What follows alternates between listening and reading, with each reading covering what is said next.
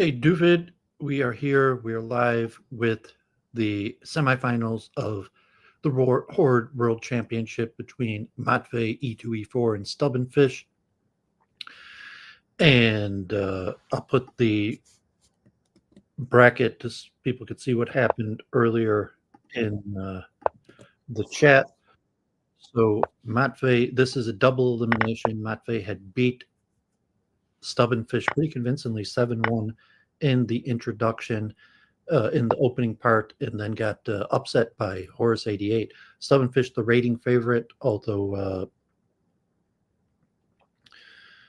likely Matvei has improved quite a bit. Stubenfisch, one of the original top players, not necessarily a theoretician, so it's possible that theory has advanced in the last few years, and we will see. I'm not sure if we're going to see any Horde shuffles, any rook shuffles here, so just look quickly. A typical E4, E5 opening, Stubenfisch trading on F5, trading the center pawns, and likely Stubenfisch typically going for a thinning of the center files. So as we saw in the previous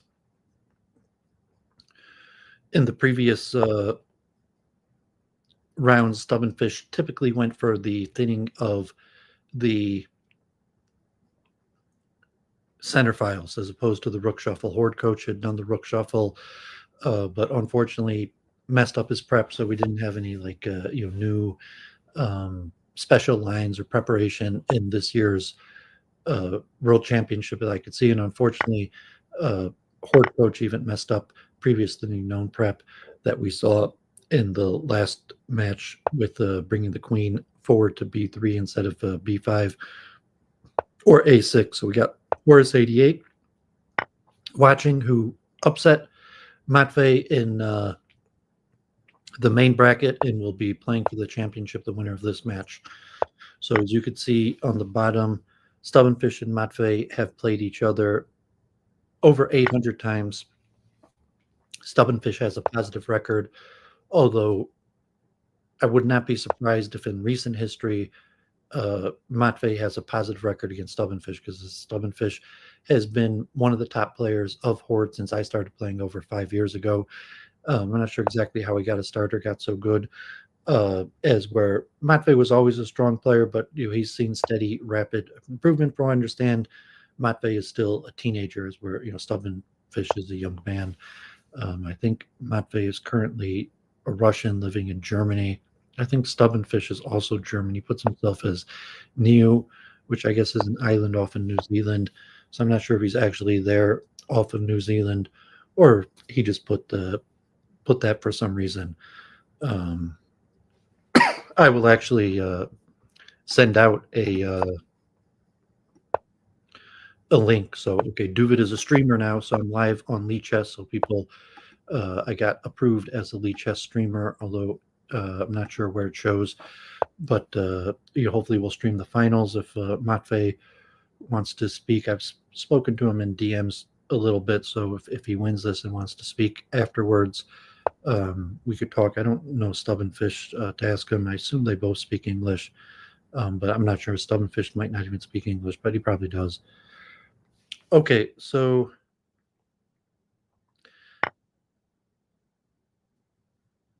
as we say, like Stubenfisch is typical these holding patterns of trying to thin out a center file.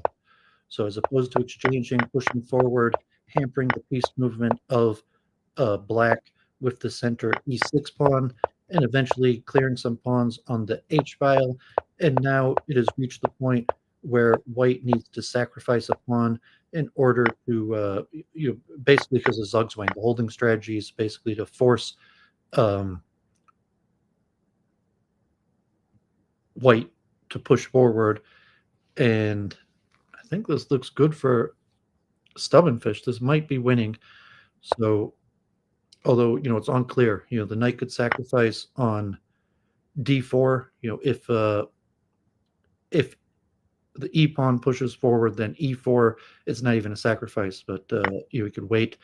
Or the problem now, if you play g4, the pawn on h4 will be lost, and now this looks pretty devastating because the Stubben could almost certainly sacrifice both pieces on d4, the knight and bishop, and get the queen in, and then the d5 pawn will queen. I mean, the d5 pawn will fall, and it's unlikely that the B and C pawns is enough even to win one rook. Even if he could win one rook, he could sacrifice the rook.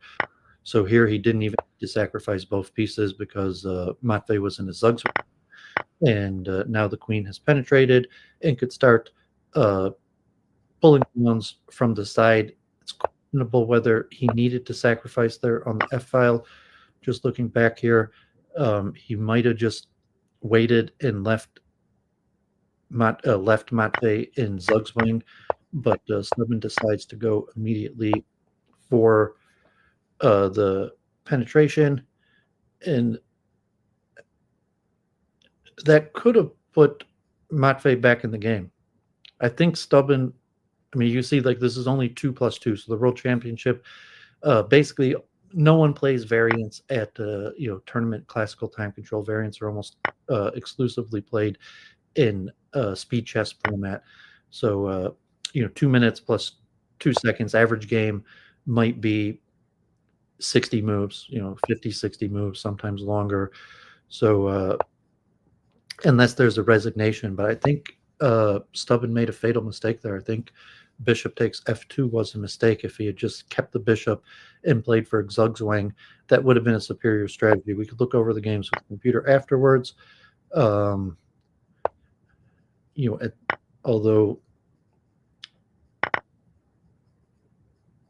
it's unclear what's happening right now. Because if he takes on e5, then okay, so he has to play probably queen g5 and then d3, d6, and this is probably winning. So my guess there was Stubenfisch was winning there, and something went wrong. So we'll look at the analysis afterwards. Like last time, I'll analyze all the games. So I got 5 people watching right now in the YouTube chat, so anyone want to add something? Okay, so Matvei going for the main line. I call this the Roy Lopez of chess, if anyone saw it in the recent blog entry. The main line is to try to break through on the A file by sacrificing the knight by going to d7 and b6 or c5. But in this case, Stubenfisch does the typical line to stop that by pushing e6 right away, forcing the knight to sacrifice before it could reach b6. And this is a known line.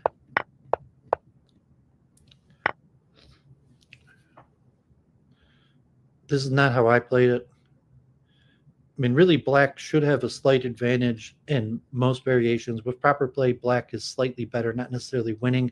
It's a dispute among the AI, the computer, the top players, whether Horde is actually a forced win for black with best play.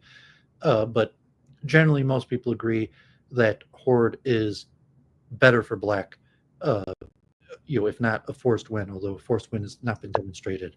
But as they said, top players have beaten the computer with black. There's no top player who's ever beaten the computer with white.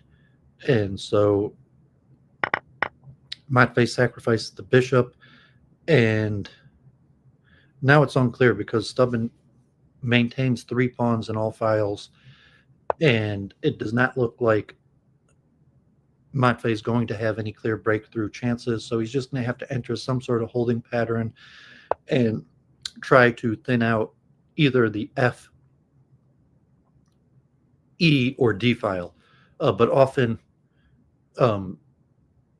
white will sacrifice. So often one of the A or H files ends up opening anyways, because white will eventually be forced into Zugzwang to sacrifice a pawn. And often white will choose to sacrifice the H or A pawn first.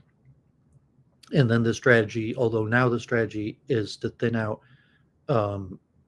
either the F, E, or D file, depending on how white handles it, the H file also. So in this case, Um,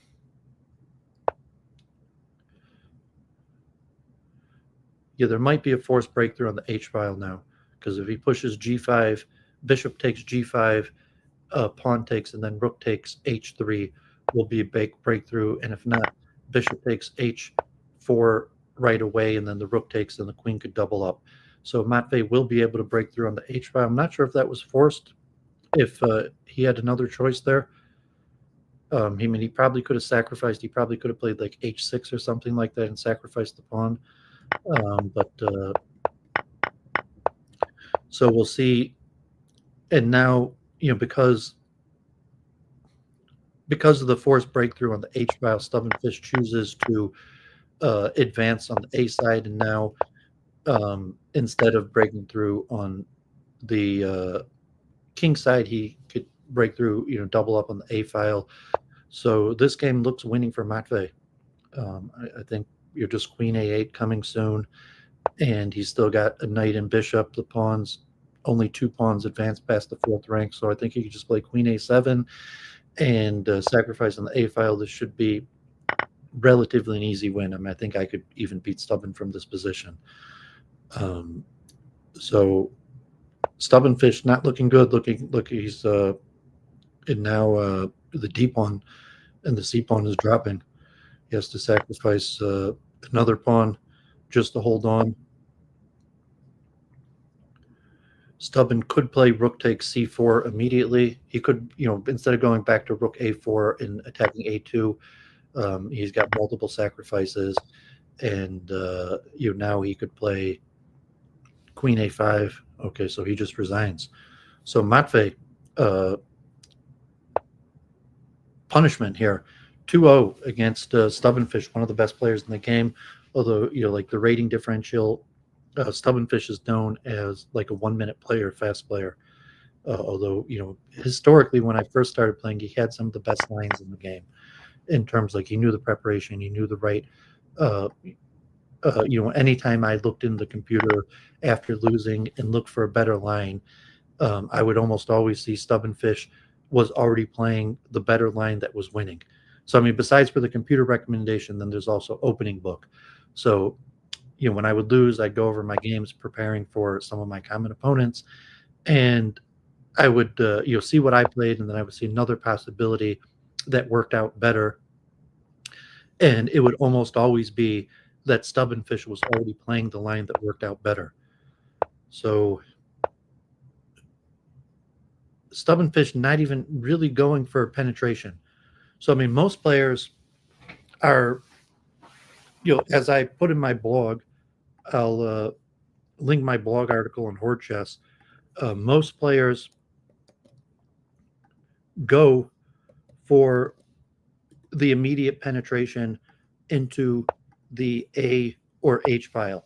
So Stubenfisch has not been doing that. He's been purposely entering the holding strategy. So, I mean, generally when I play, except when I play some of the top players who play A5 or I know have preparation to, beat my typical penetrating the A file strategy,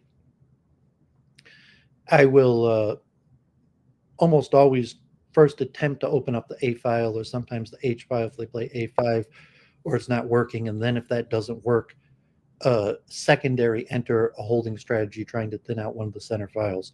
As where Stubenfisch has, from the beginning, without even attempting to penetrate the A or H file, been entering a holding strategy. So now, I'm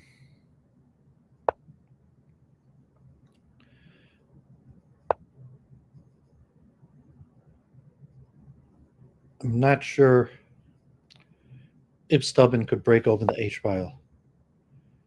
I mean, he could thin out, so now the E file is pretty thin. There's only 2 pawns on the E file, and although the A and H file penetration seems unlikely. So Stubben here, the question, where does he want to arrange his pieces to force a sacrifice on the E file? So,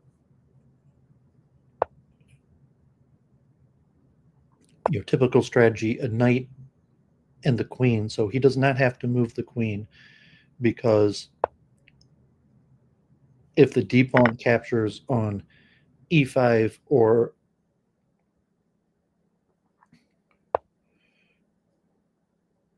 c5, that will open up the d file for the knight and queen to hit the pawn on d5, which will force the e pawn to recapture.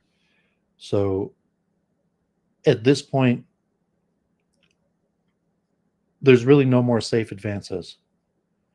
So, I mean, Stubben could make a few more moves. He could advance his pawns on the d file, the f file, or the h file. I mean, Matvei's white here. So Matvei could advance a few more pawns.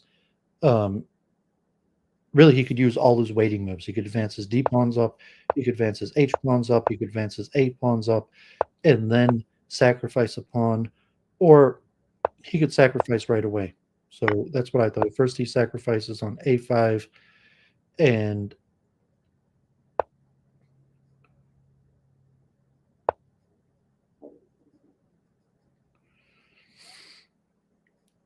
so now he can push b3, but I'm not even sure that helps. So Stubben retreats the knight, and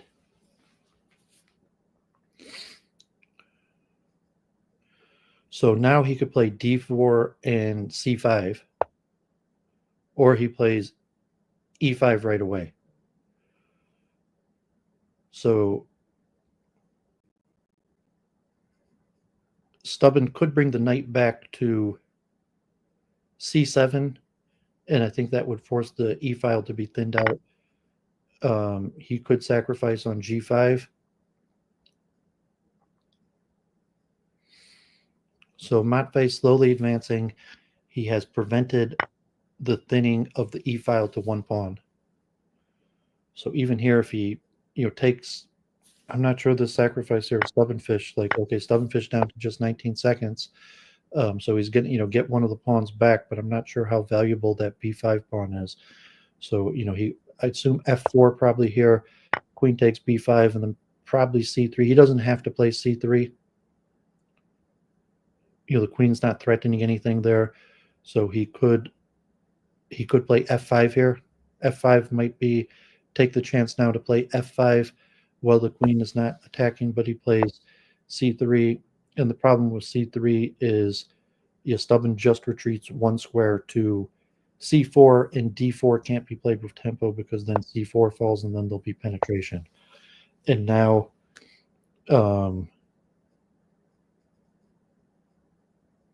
Stubben can play d4, or else the threat of the sacrifice on d5, which will probably cost 3 pawns. And if he plays d4, probably the knight will sack on b5, and then there'll be penetration. So now knight takes b5, he takes back, he's threatening d3, and if he pushes c2 to protect the pawn, then there will be penetration. So now here queen b4 threatening. No, actually queen b4 does not break through. I think this is going to break through. Yeah, because now we could play queen d4, and now we could take on b2. So Stubenfisch has penetrated. The king has been forced out of play, and I think this should be winning. So Stubben chooses to take the a pawn. If taking the c2 pawn, it would have cleared the way for a quicker capture of the white pawn chain here. You got to attack the pawn chain at the base, but instead he takes the a pawn and now retreats the queen, and will have the ability to get a new queen. So I don't see a good opportunity for he could play. Stubben could just bring his king back to g5. I mean, so there's no opportunity. Stubenfisch will win this game.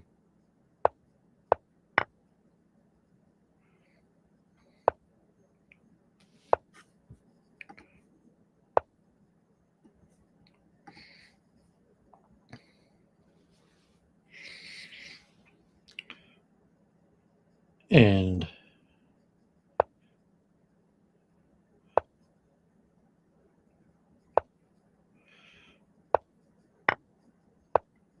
So he will win a rook here, but Stubben could really just take on c3 here.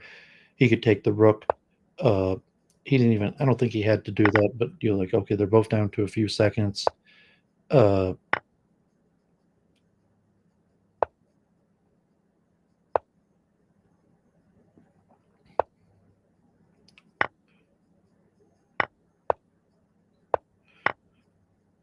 Okay, yeah, so there's always room for errors, because at the end there's just a few seconds, but okay, so Stubben gets a crucial win, but black gets on the board, and now Matvei has black. So Matvei coming off to a quick advantage. I think it's the first to 6.5, and he does the rook shuffle. It used to be the recommendation was to play h6 as opposed to h5. There's slight variations between playing h5 as where h6 allows the white pawn to advance to h5 to protect g6. But the disadvantage is that it gives the black rook one more square of freedom. So we basically have the main line of the rook shuffle here.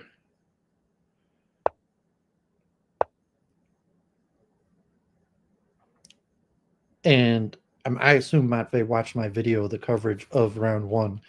And if Stubenfisch plays the exact same mainline variation that Horde coach had played, that Stubenfisch is not going to make the same mistake in playing queen b3 instead of queen b5.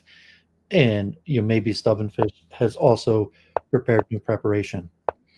So we'll see. I'm not sure if Stubenfisch is much of a theoretician. So here you have different Zugzwang lines, and the idea being that if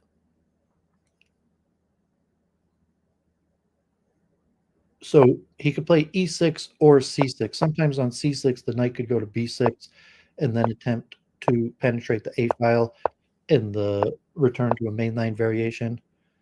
So presumably we're going to see a b6 pretty soon.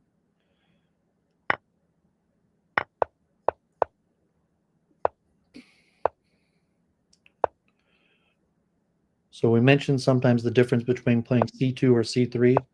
The reason to play c2 instead of c3 is because the d3 pawn is the one that becomes weak.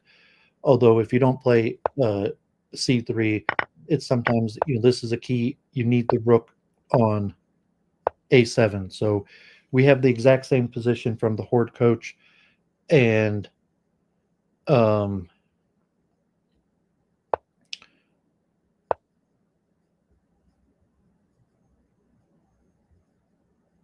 so against Horde coach, Stubben had played b4.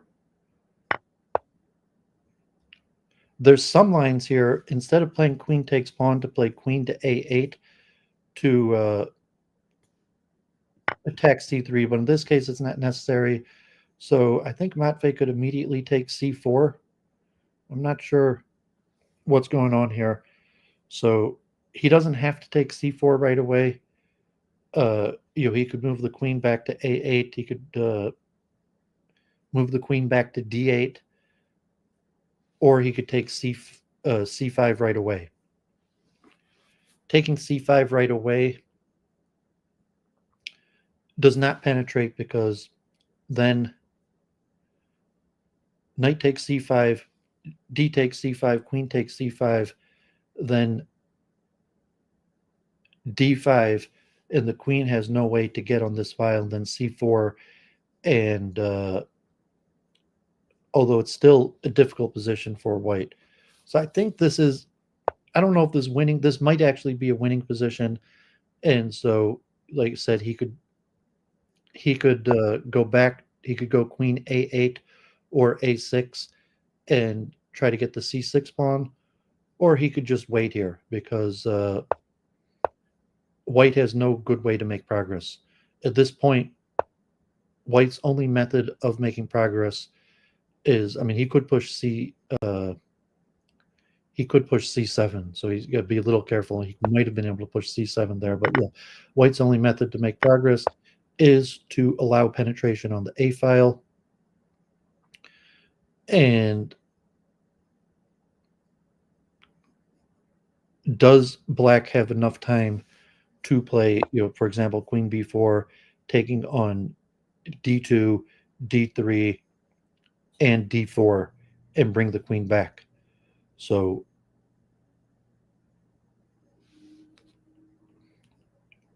white cannot immediately play d6 here. So so now these d pawns are falling. D3 and d4 will fall immediately. And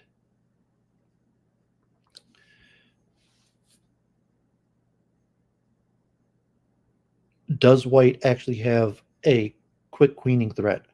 What happens if black just takes on d3, then d4? I mean, if he plays d3, white will play d4, and he doesn't want to lose the d pawn. But if he plays d4, black will probably play. So he has to threaten the knight. The knight probably goes to d7, the only square it could go to, and white has to decide whether he really. Okay, he could have played c3, or he could have taken the knight. The problem is that the knight then was threatening to take on c5. So we'll have to look with the computer analysis. Uh, so what happens if c3? I mean c6. King has to go to e7, and then an immediate b6 is this queening. I think this is winning for white.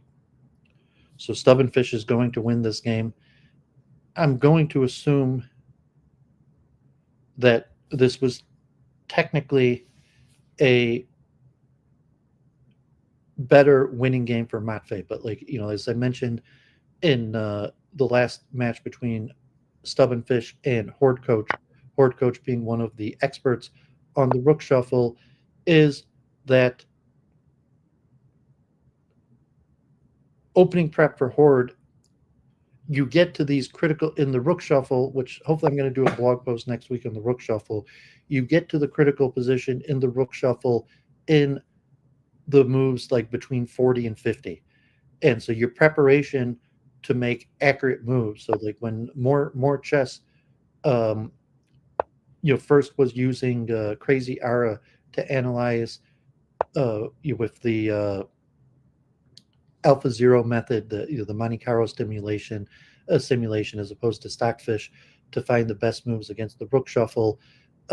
You're looking for novelties or good moves in the mid 40s, and to some extent, like maybe you could call it the middle game, but you're saying your preparation, the key moves in the preparation are coming at about move 45. So, and there's multiple variations. So even if Matvei had a better game and should have won there, it's very tricky to find the best move on the board because there's very small nuances that and you have to remember, your opening prep up to about move 45 with the small nuances. And it could also be that Stubenfisch prepared. He might have looked at the lines. He might have used, I don't know, maybe Stubenfisch is using a, I think there's Crazy Ara, there's Multi Ara, which are Monte Carlo simulation-based programs to prepare his preparation. So it's possible that Stubenfisch did that sort of intense preparation using the Monte Carlo simulation and had that exact same situation, especially considering the games against Horde Coach.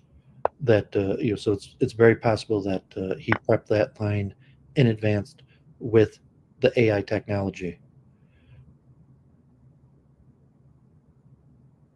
Okay, so the power of this bishop x c4 is if he takes, now Stubben will be able to penetrate on the a file because he hadn't played d3 yet.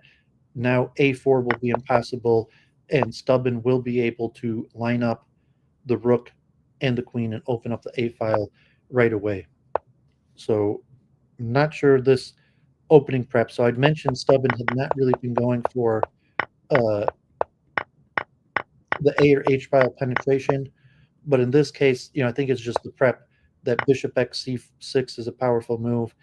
Matvei could have considered just sacrificing the pawn and playing something like a4 here, but he takes the pawn. A4 may not even have worked because maybe c6, and he still can't take the bishop.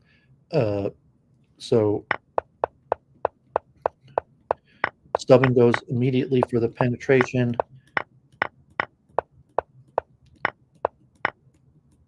Sometimes you could catch the knights off balance a little bit, but I don't think so. I think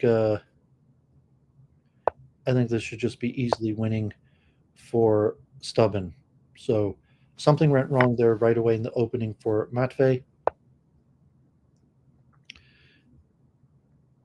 Stubben does not even have to retreat the knight. He can retreat the knight because c8 is a good square defending b6 and d6, but sometimes just allowing white to take a piece for one pawn slows him down.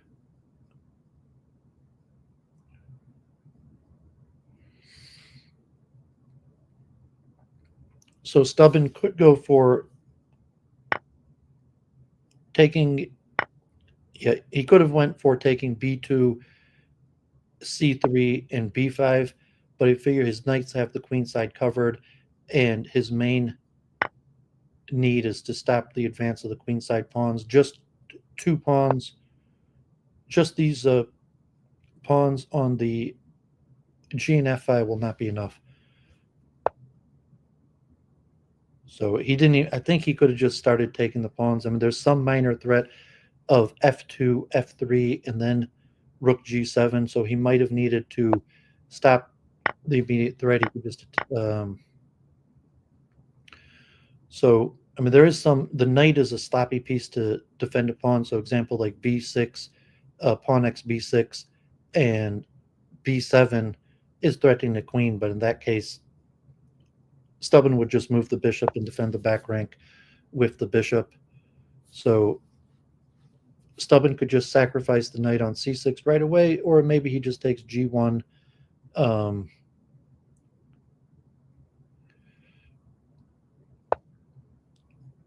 Okay, he actually brings the queen back to the queen side. So he said he probably,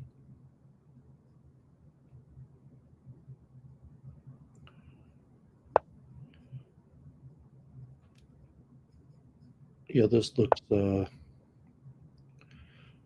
although he did allow some counterplay, like letting him get the permanent knight in, but the immediate threat, he could probably just play knight takes c6 here. He might even just let him take the bishop, play knight takes c6. Knight takes c6 is coming anyways. So I mean, Matvei played tough, but these pawns are really far back. So I would assume knight takes c6, queen takes b7.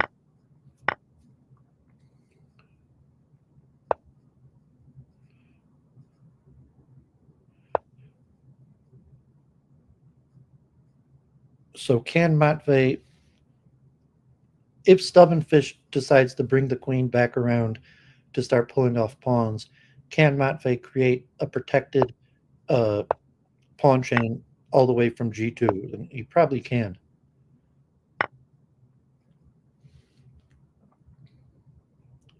But it's not enough. So, I mean, he almost certainly could just take on c4. So it's not enough.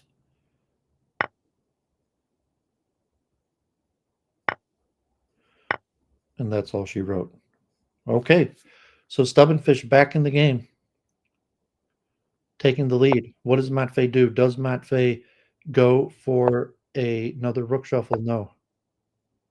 So Stubenfisch changing. Okay, got Kiwi coach messaging me, also one of the top Horde players, more a quick player. So I'm going to wait to message back if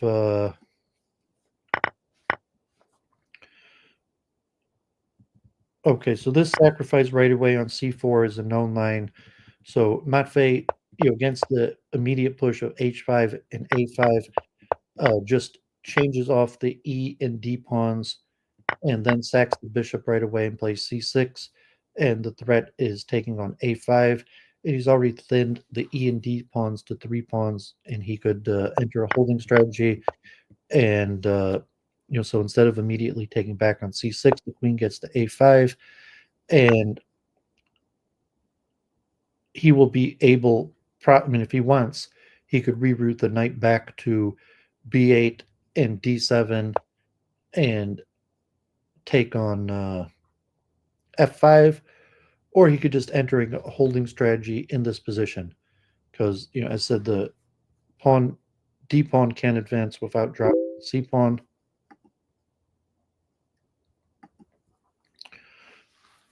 Okay, so let's see what Matvei does. Does he play f6?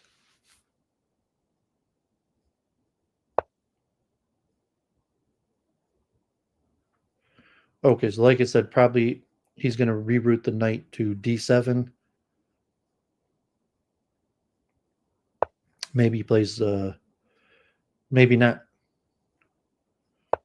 Okay, so c6 is possible here, but I'm not sure it helps. Like, I mean, if he plays c6, the knight just goes back to b7, and then if e5, the knight will take. So there is some possibility if you play knight takes c5 right away, b4 might be a tactic, although I'm not sure b4 helps because that might cause its own problem. So, knight takes c5, d takes c5, queen takes, and the d file is thinned down to 2. Although, knight takes d5, he can play b4, but I think just queen to a4, and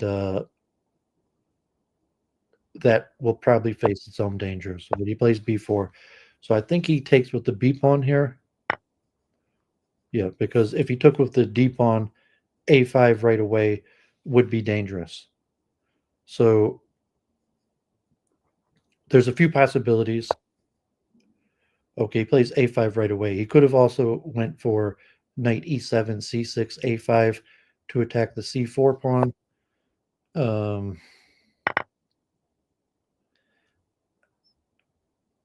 I gotta say, I think Stubben is better here.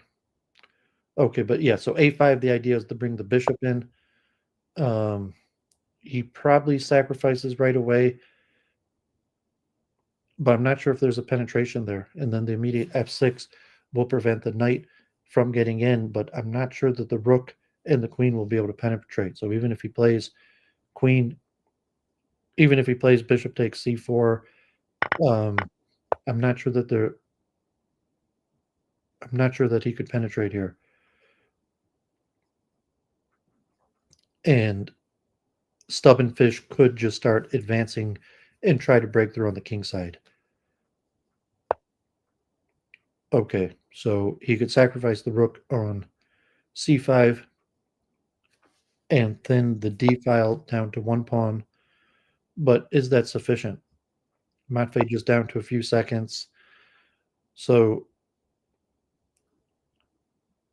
he could sacrifice now or later. So he doesn't have to sacrifice on c5 right away. But if he sacrifices on c5 right away, basically Stubenfisch will have the H, G, F, and E files to try to penetrate on the king side. And can the king and knight and rook defend against the penetration?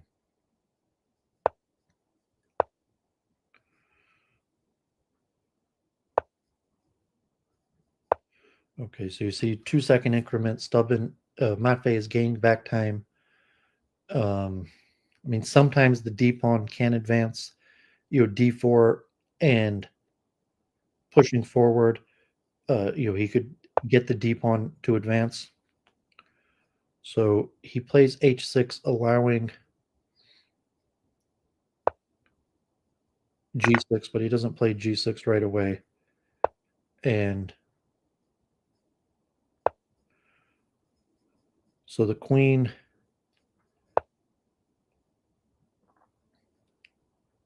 if the queen was on c6, it's eyeing a sacrifice on f6 should when either the e or g pawns advance. So I said now he could push d5, which will allow penetration. So the queen can penetrate now if the d pawn advances. Stubben has to decide now. He's at a point where he's going to have to make a sacrifice. So here,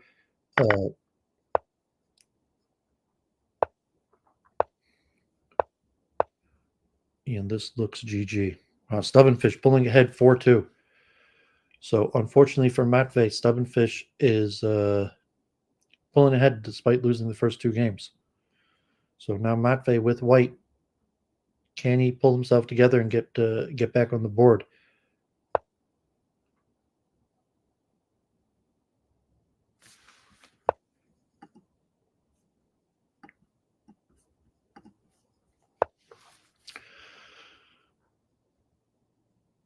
Okay, so Matvei choosing to play a5. Stubenfisch, different lines. I mean, he could try trading off the d pawn, then playing e6 and knight e7, attacking f5, aiming for g6. I mean, there's multiple ways to stop that. Yeah, so this would be the main line here, trading off, and now he plays e6, and the threat is knight e7. There's multiple variations. My favorite so if he plays knight e7, my favorite line here is the d5 variation that has a cool pattern that if trying to actually sorry, that's a different variation that okay, so there's multiple lines here. You could actually, I'm not sure if the computer simulation or the experts have determined that you could actually allow the H-file penetration and the queen side attack is powerful enough, is quick enough that even with the H-file penetration. So I'm not sure what usually, I'm not sure if Stubenfisch just messed that up. I mean, usually you play H5, XG5 first, and then the penetration, so the knight. So I'm not sure why Stubenfisch didn't trade off the H pawn right away. So he goes for something different. And the idea is just to leave the knight here and thin the D file. So now the D file has been thinned to 2 pawns. And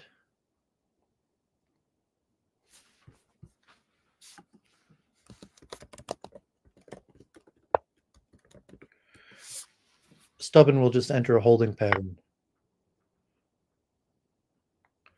So he plays B6 right away, which will likely trade off all these pawns. Although, yeah, I think Matvei had to prevent that. He might have had to take on C6 right away. Although, the problem is that the D pawn cannot advance. Matvei cannot play C3 because then the D pawn falls, and he can't play D4 because the queen and the pawn. I mean, he still could sacrifice. He could play D4, pawn takes, and then just push the pawn. But I'm not sure that solves any problem for him.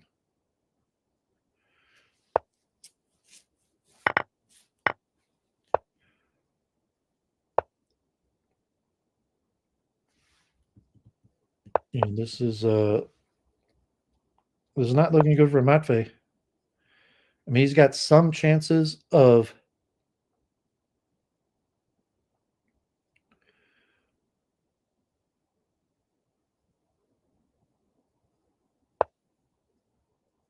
a kingside attack.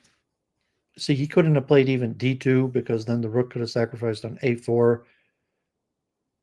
Or maybe this is a tough position. I mean, I think this is just winning for Stubben again. Unfortunately for Matvei, it's not looking good. He could.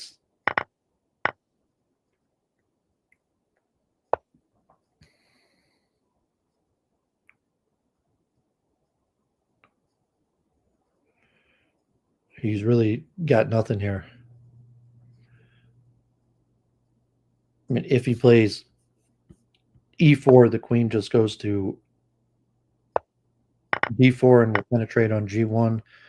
So he has to sacrifice a pawn. Now he could play d4. Okay, and then now probably c3.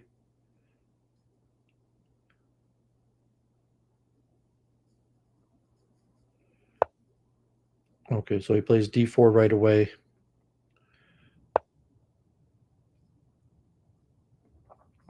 Maybe he goes for c3, d4, and then f5.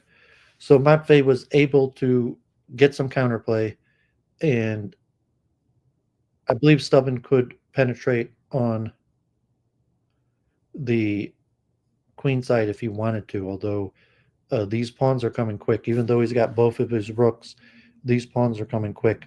F5, g6, e6. If the queen attempts to get around, even with the bishop, those pawns are coming quick. So Matvei has some counterplay here. I would assume the computer evaluation. I mean, he could have also considered rook takes g4 there.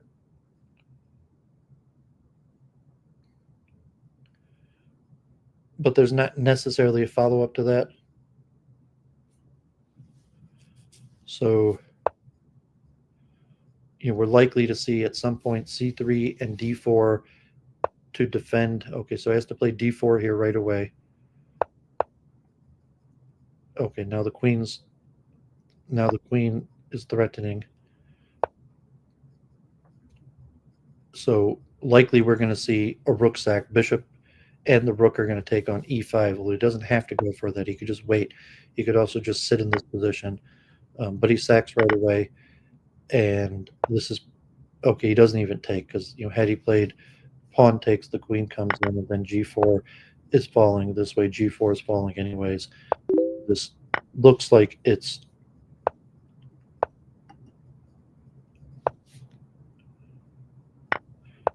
just going to be black's game. I mean, there's minor chances for counterplay, but unlikely.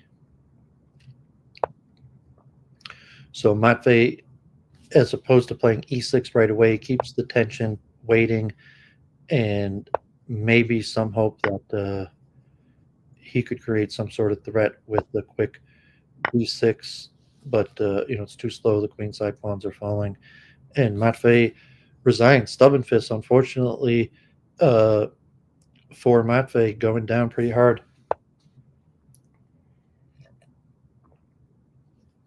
Stubenfisch just a point and a half off of victory. So what does Matvei do here? Does he go back for a rook shuffle, or does he have other preparation? Okay, got Rune. Okay, Rune Kachabas. Okay, yeah, Nathaniel, dude, appreciate it. Got 9 people watching. So it looks like Stubben's just destroying him. And, because Matvei got off to a 2-0 start right away. And it's questioned what Stubben had. And then the tables turned. And Stubben has went 5-0. So, Matvei needs to go on a serious streak here. Stubben is only 2 points away from victory, even a point and a half. Okay, so it goes e6 here. Will we see the main line again with ex, d5, and a5? Or you play e6 first, and now a5 will be the main line. So the last time the e pawn was not traded first. So this is the main line, and sacrificing the pawn. So if white takes the pawn right away, the knight takes, you penetrate, and it's basically just an easy win. So d4 is the key move that becomes very difficult for new players to make. There's multiple different methods here. Sometimes you could try an immediate knight b6, but he just retreats the bishop and then sacrifices. And so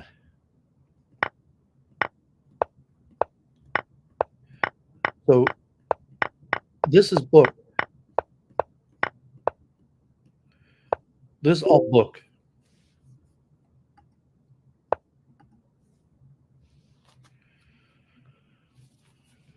Okay, got Kiwi coach messaging me. I'm not sure if he sees I'm streaming.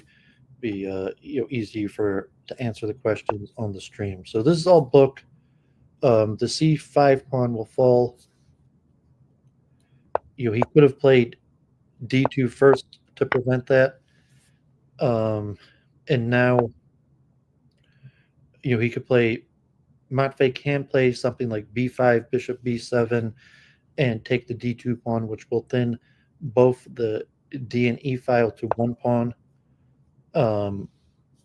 Or he could try something like Bishop A4 and to try to penetrate. So thinning the D and E file to one pawn does not penetrate and would allow the kingside counterplay. So does he have a plan of penetration here? Is there your bishop? I believe Bishop A4, Queen A5, Bishop XC2 would penetrate. But how quick is the kingside attack? So the queen behind the pawns and just the king and rook.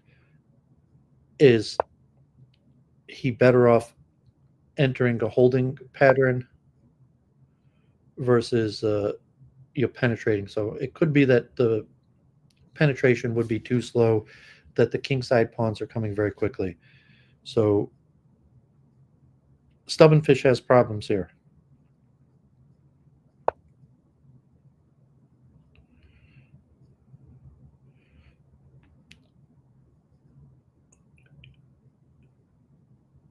He could go for advancing the kingside pawns right away. Really, that's all he has. But the kingside attack with enough move is winning.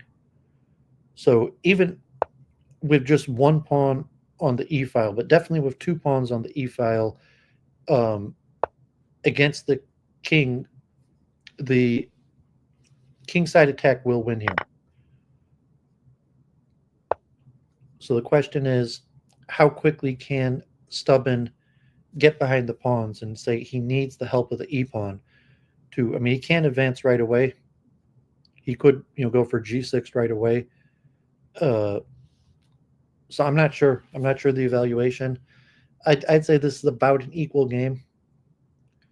So either player who makes a mistake could lose. This is about an even game.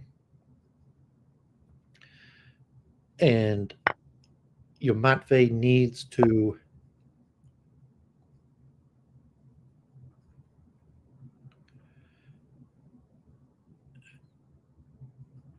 even without just these pawns here are enough to win. So even without advancing another pawn, like g6 and e6 are coming extremely quickly. So Stubman decides to defend the c pawn.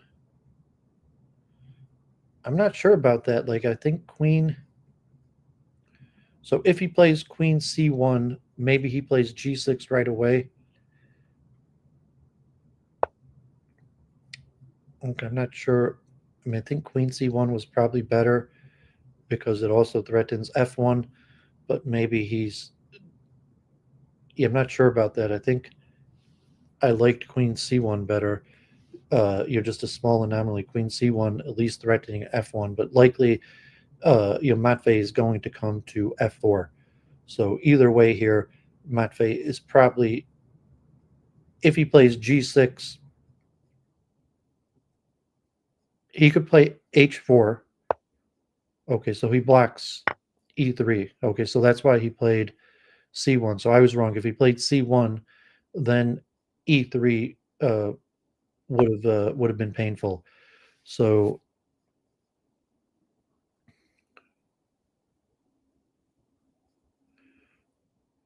does he bring his queen to e4 here? He could castle. So there's a few possibilities. Matvei could castle. He could just play queen to e4. Okay, so he decides to play b4 to try, because if in this case, if he takes, he'll be able to take on d5 right away, and if he doesn't take, he'll be able to nibble the pawn. So does Okay, the queen was serving an important purpose there. The queen was preventing an immediate g6. So the problem with Matvei's move there was okay, so he castles. So the rook is likely going to be sacrificed right away. So um okay, so he probably has to take on I think Stubben misplayed this. So now the queen gets into e5. I think Stubben had better. So we probably sacrifice and then the queen is going to okay, so probably just takes on f6 back. So this should be Matvei's game, although there's still play.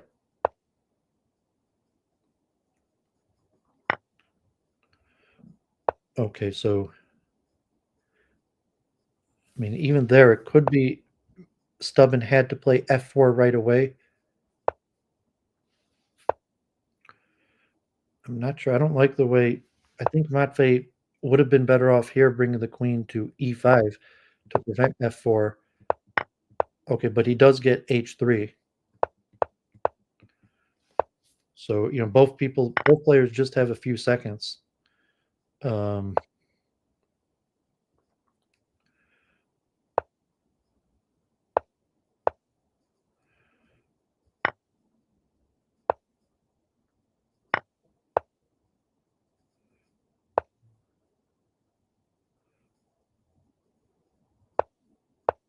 nope. Stubben wins again. Well, unfortunate. Okay, so Stubben wins again. That's the match.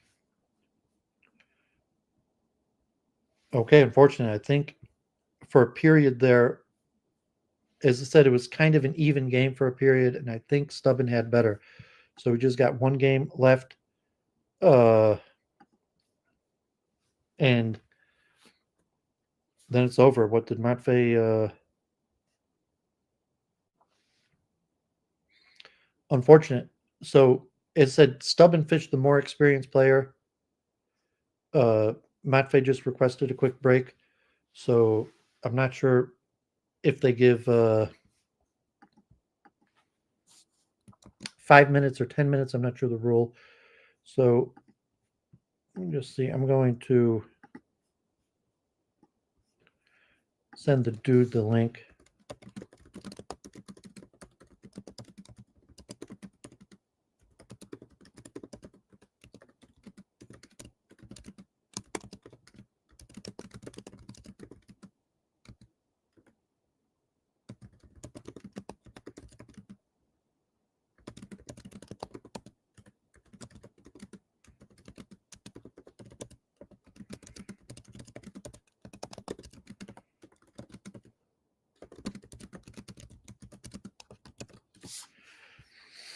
Okay, so I sent dude the link. So he said he gets a 5-minute break. So let's just look quickly at the analysis here and see if okay, so at this point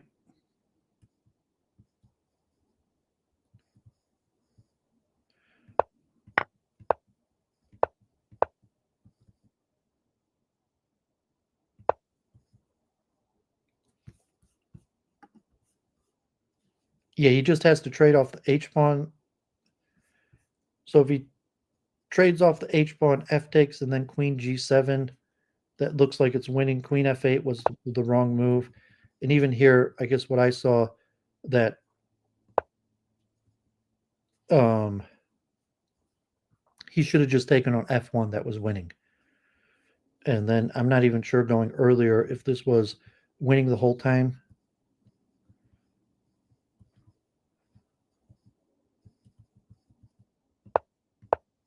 So it was basically an even game, like I said. Okay, dude's browser doesn't support StreamYard, so not sure what you won't be joining. Let me make sure when they restart that I'm on. So let me see if I get that rook shuffle. forget what game was the rook shuffle. Afterwards, I'll look at all the games, but I think this was the rook shuffle game, and think think Matvei was better there, but to see what did he miss, what did he do wrong.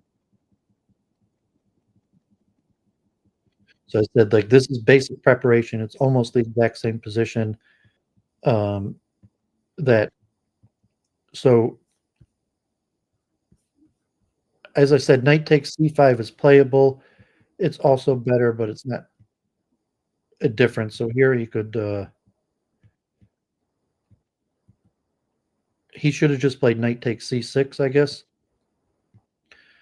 But even in this case,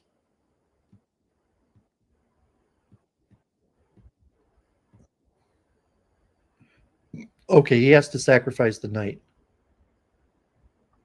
So if he just sacrificed the knight right away and not allowing, even in this case, okay, so knight a6 was the move. So knight a6 and bx8-6, and then the queen comes back around and nibbles off the pawn. But at this point, it's already losing. Okay, so we'll look at all the games afterwards, and is that my computer overheats very quickly. It doesn't overheat, but I'm not sure if you could hear the fan on my computer. But um, the running the stockfish at the highest levels maxes out the uh, the RAM, even though I have a new MacBook. Like it'll max out to get to like the level 20 on the computer. But Stubben had his chance. I mean, Matvei had his chances. Like the rook shuffle, had he found the right idea, he should have won that. He had multiple times. Like it's somewhat obvious. Even I mean, like okay, I was just saying the move that came to my mind, but even the obvious move, whatever reason he was doubting, um, sacrificing the knight right away. Um, that last game. So it could have been an even match here. Those two games that, and I didn't look at all the games, but the two games that Matvei black, his black wins. So Matvei here has lost 6 in a row. So, both of those two black games that he had good chances to win, and he didn't. And so, relatively the score could have, should have been um, 4-4, but instead it's 6-2. So, Matvei here has white. It'll be very difficult, it'll be extremely difficult for Matvei to get 3 white wins in a row. So even if he gets the black, Matvei needs to win this game with white. He needs to win 5 games in a row. And I think that might even be tie breaks, but that 5 games in a row includes 3 whites, which is, besides the fact that Stubenfisch just did it to him almost unprecedented. And now Stubenfisch playing the main line. Got an advantage. Like I said, the main line would just be knight d7 here. And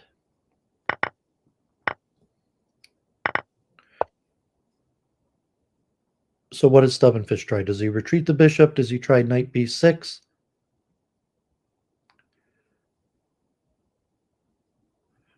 The move I usually play here is knight b6, and it's extremely aggressive. If you play knight b6, you could still force open the a file, but you end up sacrificing a lot of pieces.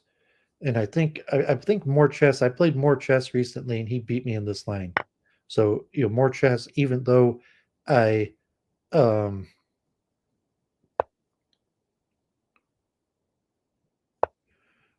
you successfully penetrated the a file, was still able to beat me because the black bishop will have to be sacrificed also. So you have uh, an immediate. Okay, Matvei actually goes for g6, but he could have an immediate d6 and an immediate d6 and e6 or e6 winning the bishop. So he wins the bishop, and white will have his kingside attack with only the king, knight, and rook to defend, and he won't be able to castle here either. So I'll call this an even game. I think more chess analysis is that this is actually better for white. And so more chess does not, and he beat me the last, yeah, the last game, a few games I played against Moore or his affiliates that know the proper preparation were able to win this with white. Although I have still beat some of the top players. I think I even beat Horace in this line. I played Horace recently in a nightly tournament and won with this line. So this line requires extreme precision. And I see someone in the chat with the name True Precision. So this line requires extreme precision. So there's multiple methods. Like I said, you could still play on the queen side or an immediate king side push. And usually you have to keep both threats alive. So if the queen immediately tries to take on c1, f1, and g1 to start nibbling the pawns these way, the queen pawns will push. And I think either way, he probably has to take on c1 right away. So if Stubborn goes for taking the queen side pawns, then the king side has to push right away. And if he takes on the king side, then the queen side has to push right away. Although he might try to get a protected pass pawn chain on the queen side right away.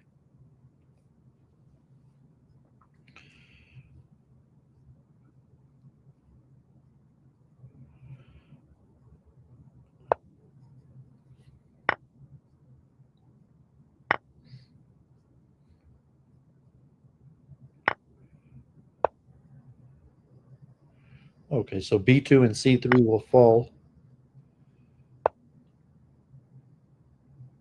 But now f6 coming right away, or he could even play h6.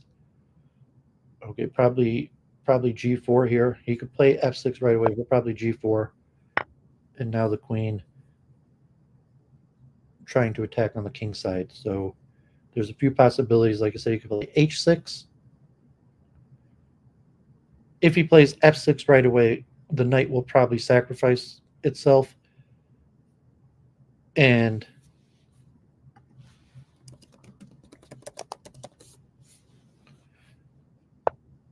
so h6, or he goes for e6.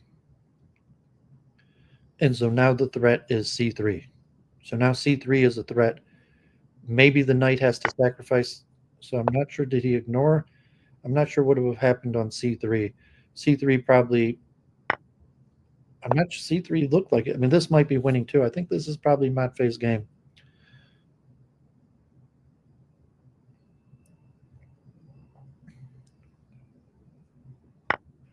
So I think c3 is winning here, but he's not playing c3. It just seems c3, if he takes b7, force queen. If he doesn't take, he's threatening to take. And if he tries to run with the king, then he's got d7. So I'm not sure why he didn't play c3 right away. But even without that, I think this is winning. So we'll look in the analysis after the game. But I'm pretty sure that okay, at some point. So now he finally plays c3. Now, did he really mess this up like that?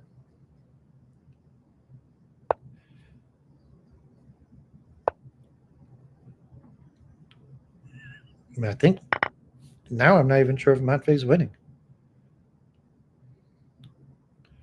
I would still think that Matvei-e2e4's winning here, but like maybe he just takes on b7 and then he's going to play g3. I mean, there's threats here, but like it could be he could even sacrifice the queen.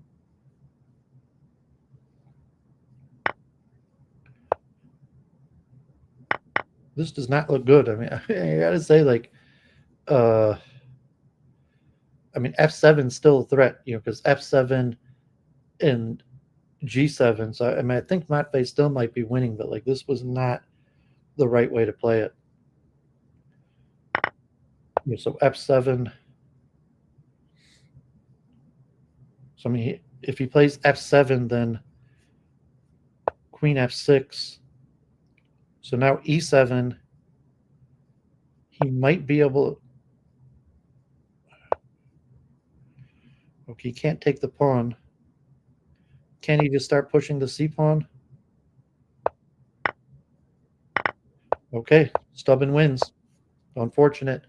This Stubben's game. Stubben wins the match. And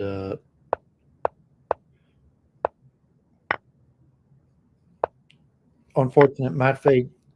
I'm pretty sure he was winning that game. Like saying like the time pressure or whatever is happening, and so he just stalemates. The draw is sufficient. I will give Matvei the link if he wants. I mean, it's unfortunate. Um,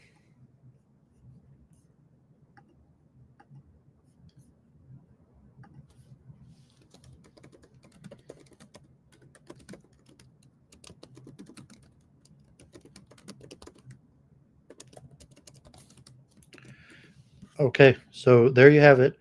I messaged Matvei. If there's any Horde players in the chat, I put the StreamYard link in the chat. I will do a postmortem.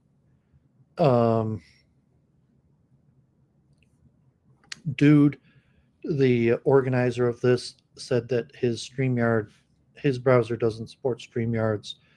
I gave Matvei the link, so that's unfortunate. So let's do a postmortem. We'll go through all the games. That was pretty devastating. I mean, Matvei had beat Stubenfisch, I think 7-1, similar in the preliminaries. So, Matvei's first line, Stubben, as I said, just going straight into a holding pattern, and it didn't seem convincing at all. This first game, his holding pattern. So Matvei makes a mistake in this game in the opening, but it's still a pretty close game. And this holding pattern appears weak. But he eventually, so something goes wrong here. And here, okay, so the computer just says play queen x d4. So the problem with the bishop x d4 is you get to penetrate, but it's saying do the queen x d4 just completely cripples White's ability to push forward. The queen could just stay there, and he can't push c3 because the d pawn will fall, and White really doesn't have a good way to make progress. The king could come to e7, and so bishop takes is a mistake, and going for the penetration is actually the wrong strategy. And then Matvei is able to get back in the game, and although relatively there's quite a few mistakes, but with little time pressure, both of them just have a few seconds. I guess queen x g4 was the only way to stay in the game, and this is GG. So that was the first game. Let's look at the second game. Here you have Matvei with black. As I said, usually the main line is when I play e6 first, but this is known prep. The sacrifice on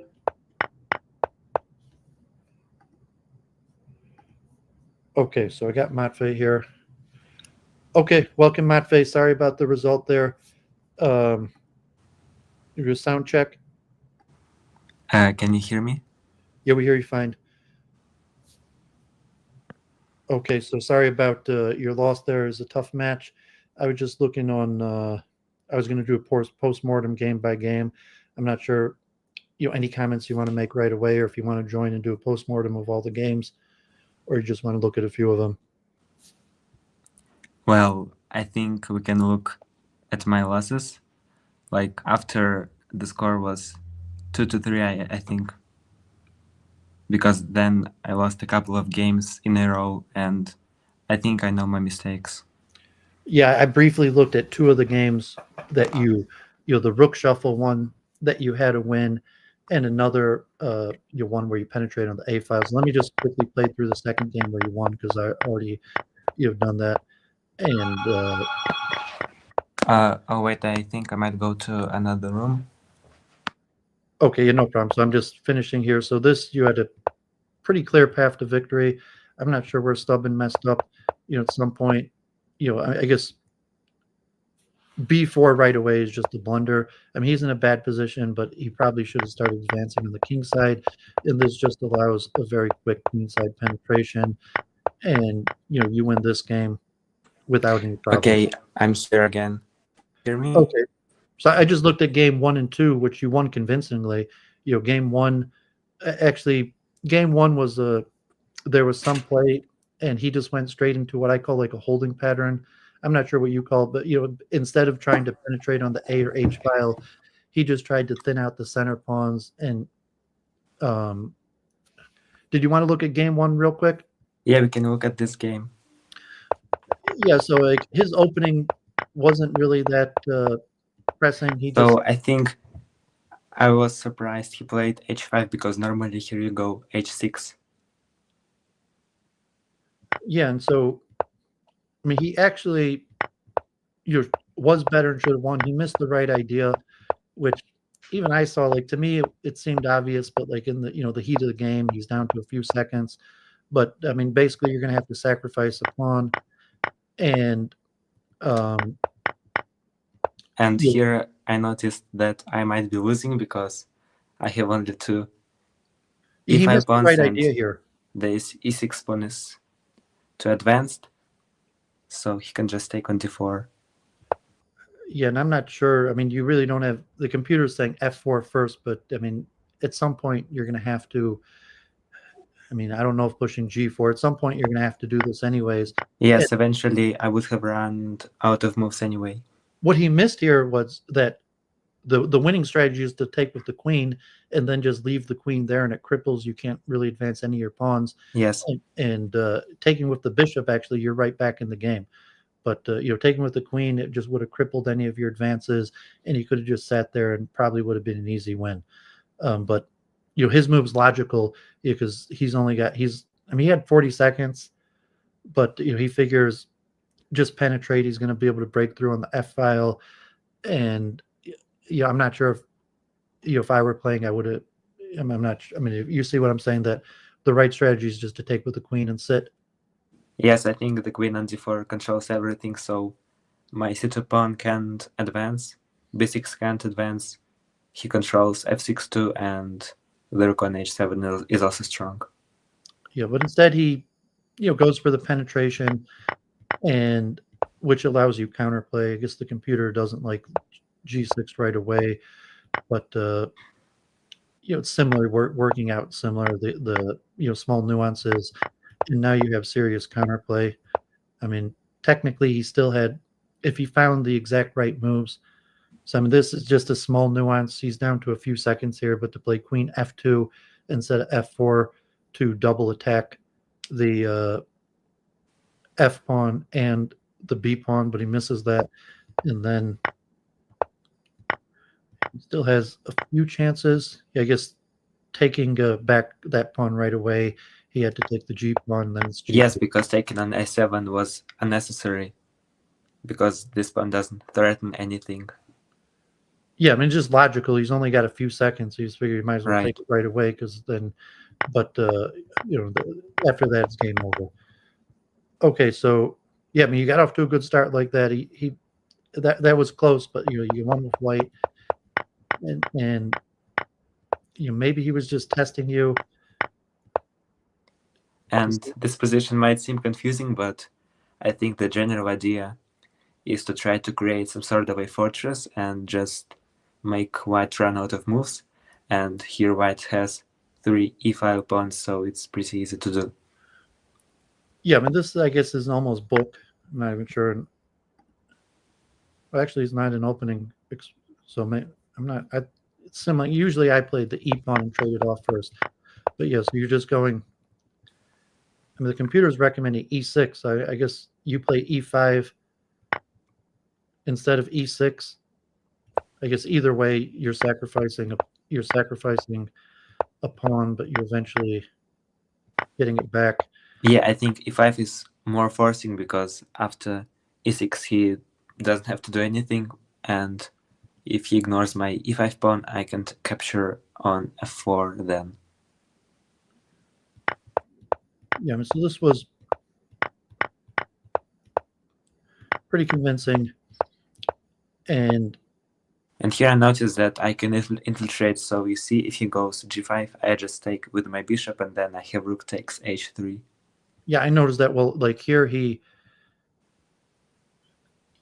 guess hx g6. I'm not sure if he had anything better. He has to play g5 right away. That's the only way to prevent infiltration. And after this, you're going to be able to infiltrate on the h file. But him playing g4 right away, b4 right away is even worse because the a file infiltration.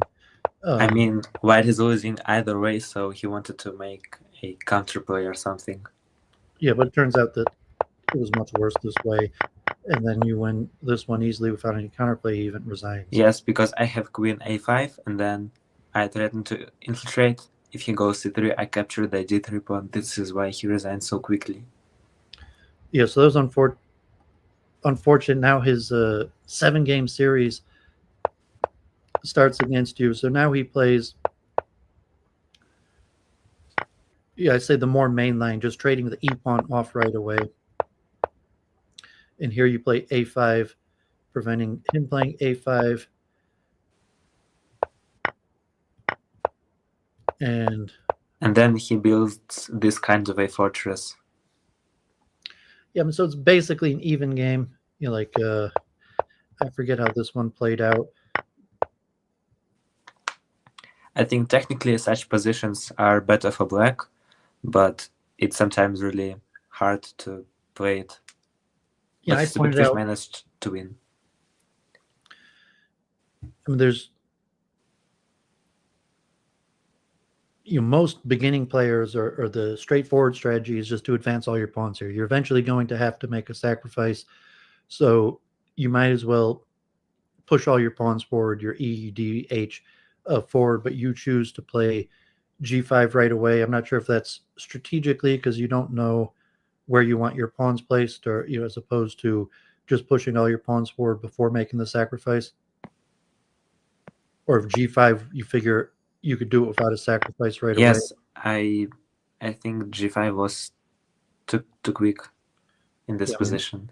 You just saw that if you don't play G5 right away, you're probably going to have to sacrifice a pawn to do it. So you jumped on it. But unfortunately, knight takes F5. I mean, is that what you after knight takes F5, the problem with this G5 is that my pawn is only on E1 and I can't go E4 to defend my pawn on F5 when I capture the knight. So this is why G5 was bad. Yeah, so you can't really. Your better chance is not taking the knight.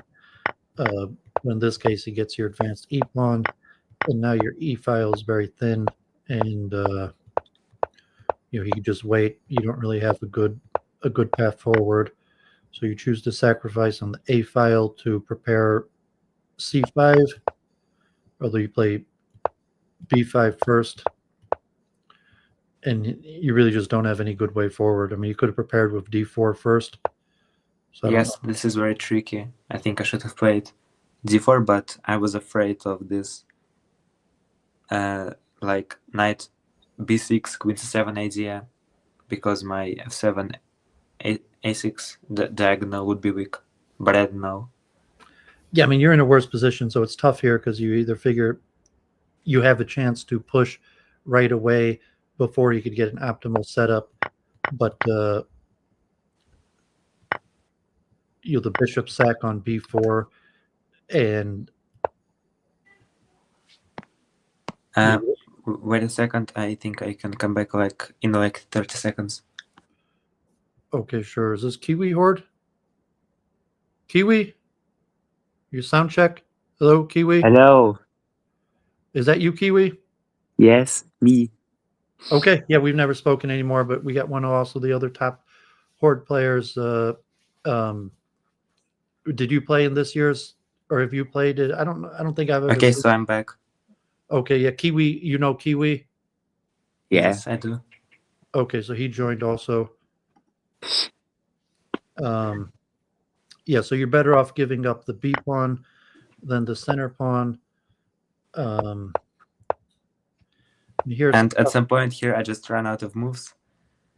And this 97 idea is strong, so he wants to capture either on b6 or b5 or d5, and then I just can't defend my d3 pawn. If I go c2, my b2 pawn is weak.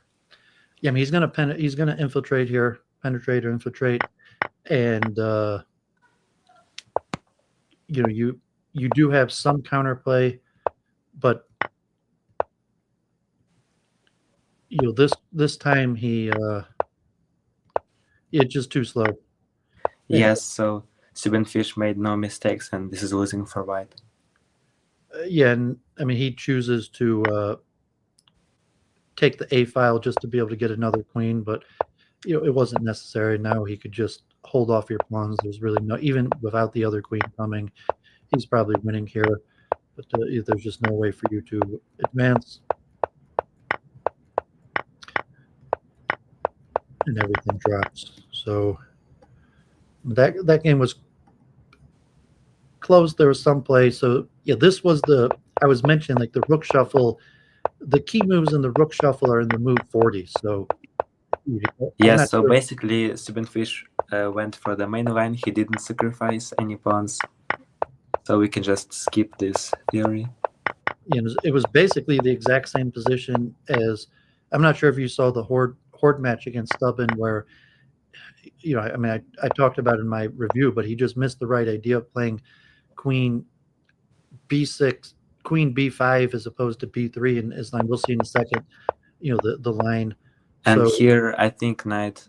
Stubenfisch in his line played, in the match against Hordefish, he played b4, and then instead of Horde coach lost because he brought the queen to b3, which is logical to take the d3 pawn, but he needed to bring it to b5 to stop the advance. And he ended up losing those. I don't remember that game exactly, but I mean, in general, this position is, of course, better for black.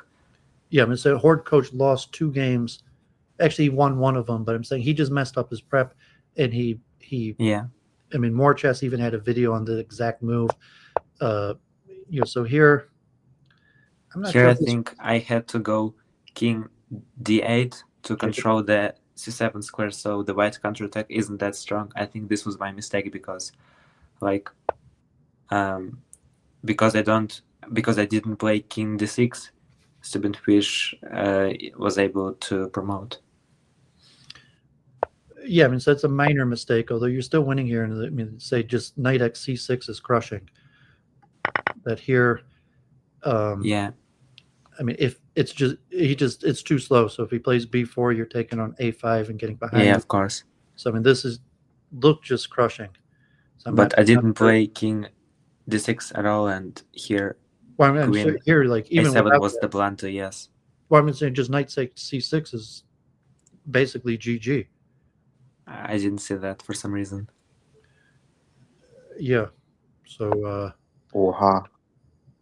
instead you go back. I mean, you had a full minute. You had a whole bunch of time here, but yes, I was just shuffling, and I actually think this position is already, like, maybe better for white because.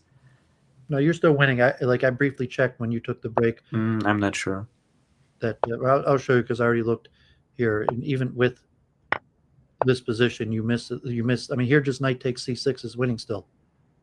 I thought about that, but I mean, I thought that I can still take, and after c7 I'm not losing, but apparently I was losing. No, I mean, if he plays d5, I mean, one thing you could just take on b1, but what if you just play queen here? Yeah, I mean, in this b4 position, of course, black queens, but can we, like, scroll a few moves earlier? Yeah, so here I thought that no, not the capture with the knight. So make the move d3, I played, queen takes d3. This is your last chance. Knight takes c6. Yeah. Is just winning. Because I thought, like, after queen takes d3, c7, knight, d7, I'm winning, but I was losing somehow. So we can see that variation now. What So move just did you let think the here? game. Did you want me to try something else or just go on? No, just go on. Yeah, I mean, so I mean, you're still better here, but now c7 is difficult, and now this is you had to play knight a6 and then bring the queen around to, so you still have chances here if you play knight a6, and I guess if he plays b6, you just take on c7, and if he takes the knight, you got to run the queen back to gobble up the pawn, and you still should be winning. Yes, but the fact that it's only like -2 shows that white has a very strong counter attack. Yeah, I mean, I could see, but I mean, knight d7, and relatively, you had time, but knight d7, then I don't think taking with the bishop. I mean, here it's just game over. And I missed the fact that after this b6, when I capture the pawn, I don't like actually cover the c7 square. So can you scroll like a few moves earlier? Yes, here I thought I can just take on d6, and then takes. My bishop controls that c7 square, but He doesn't. I didn't see that white could just ignore that. Yeah, you just go straight with b7. It's game over. And now I lose. Yeah, so it was unfortunate here because, and then you don't return to the rook shuffle. But as say, like the rook shuffle for black requires extremely precise moves, usually in the late 40s, and there's so many different variations and there's so many subtleties that it's like more chess. You really had to like practice against the computer hundreds of times to have memorized the preparation of what the best move is in those situations. Okay, yes, and here Stubenfisch went for a6, which is an interesting move. So it has the same like purpose as a5, but the position changes a bit. So for example, when the pawn is on a5 and the pawn trades, white has no pawn on a3, but if in this position there is a trade, white doesn't have a pawn on a4. So this is the difference. Yeah, I guess I'm not sure if the h5, I'm just looking at an opening book and it's only 11 people have played h5 and has 82% win rate. Although it just changed afterwards. So it's unclear his strategy here. I'm not sure why you decide to sacrifice the pawn on playing g6. I mean, it's like a common idea because then black loses the pawns on the king side, and I thought black can't really force white into zugzwang. Yeah, I'm just looking at opening book. This is the idea. Stubenfisch has played this for white, and it looks like d takes e6 is just the move. D takes e6, and if he takes with the pawn, then g6. Yes, but here black has e6 and a6 pawns, so I want to have as much d5 pawns as possible, so I just didn't think about capturing. Yeah, did you prep? I'm not sure, like, have you used like multi-hour or crazy hour like More Chess did and ran all these? I don't have this. Yeah, so like More Chess, I'm not sure, maybe other people, like he ran all these lines and did the analysis to, have done the preparation to understand why one move is better than the other. So, it's tough to know, to see this, but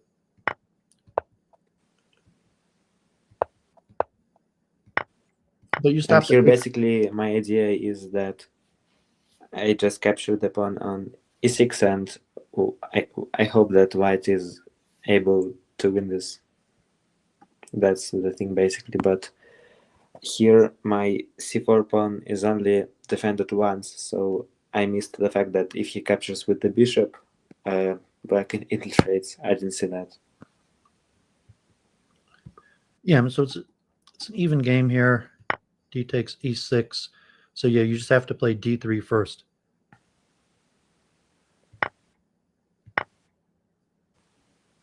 Are those still?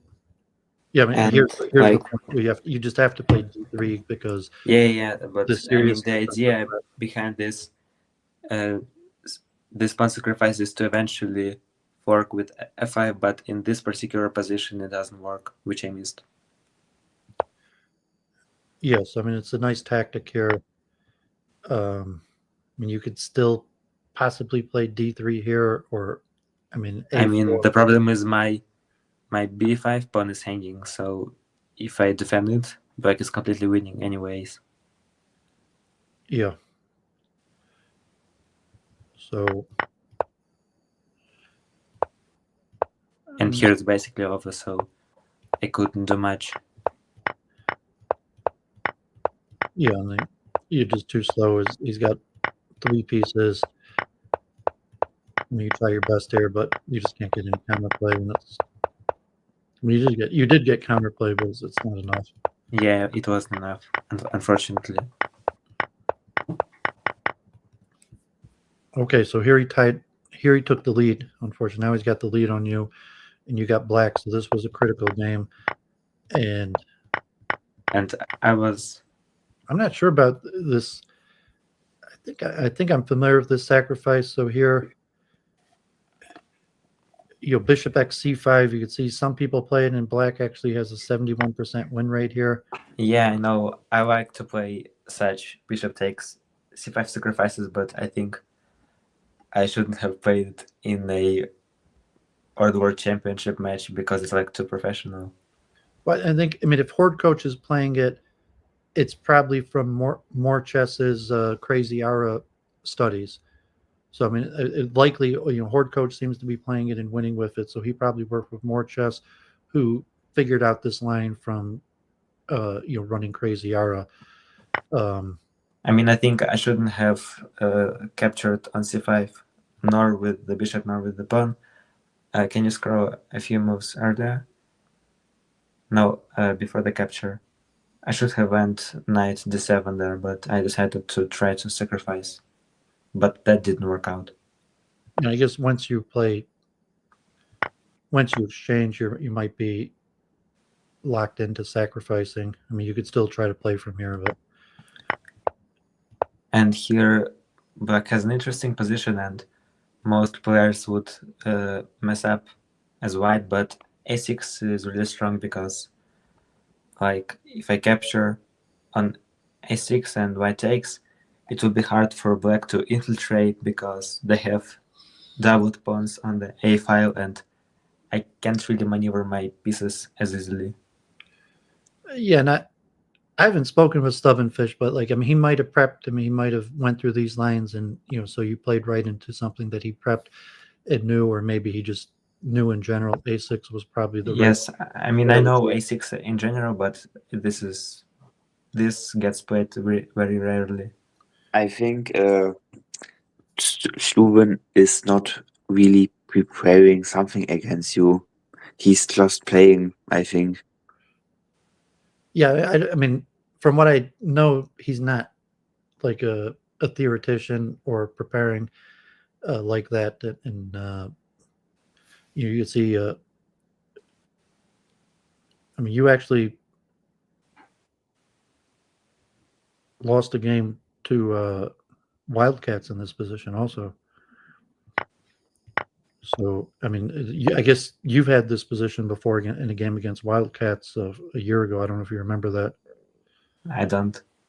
I just see in the opening book, and still following that line. Although in the game against Wildcat, you played knight d8 instead of g8, but he won that Yes. game. So the problem here is that again I have two a5 pawns, and like usually you want to try to sacrifice your bishop on c4, for example. So if it gets captured with the b3 pawn, you control the a4 square, so you can infiltrate with the rook. And then if white captures the bishop with the d pawn, white doesn't have enough d5 pawns, so you can try to make a play in the center. But here the a6 square is covered, so this is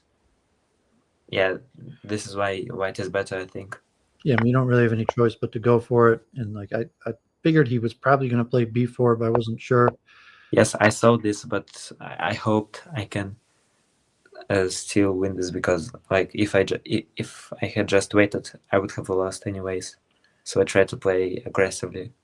I thought you were going to go for the knight. I mean, you play a5, but like the problem also is if you don't bring the knight right out right now, you're never going to get it out.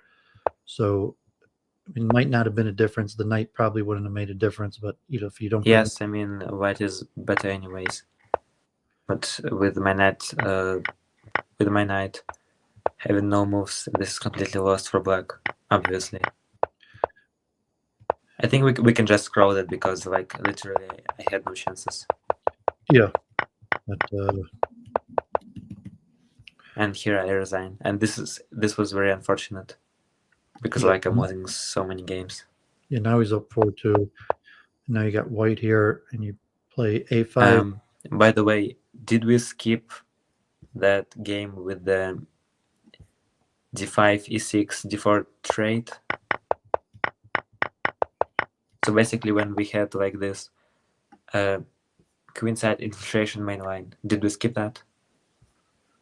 No, I don't think so. I think we. So, I mean, now he's up 4-2. There's only 3 more games left, but I think that's probably this game.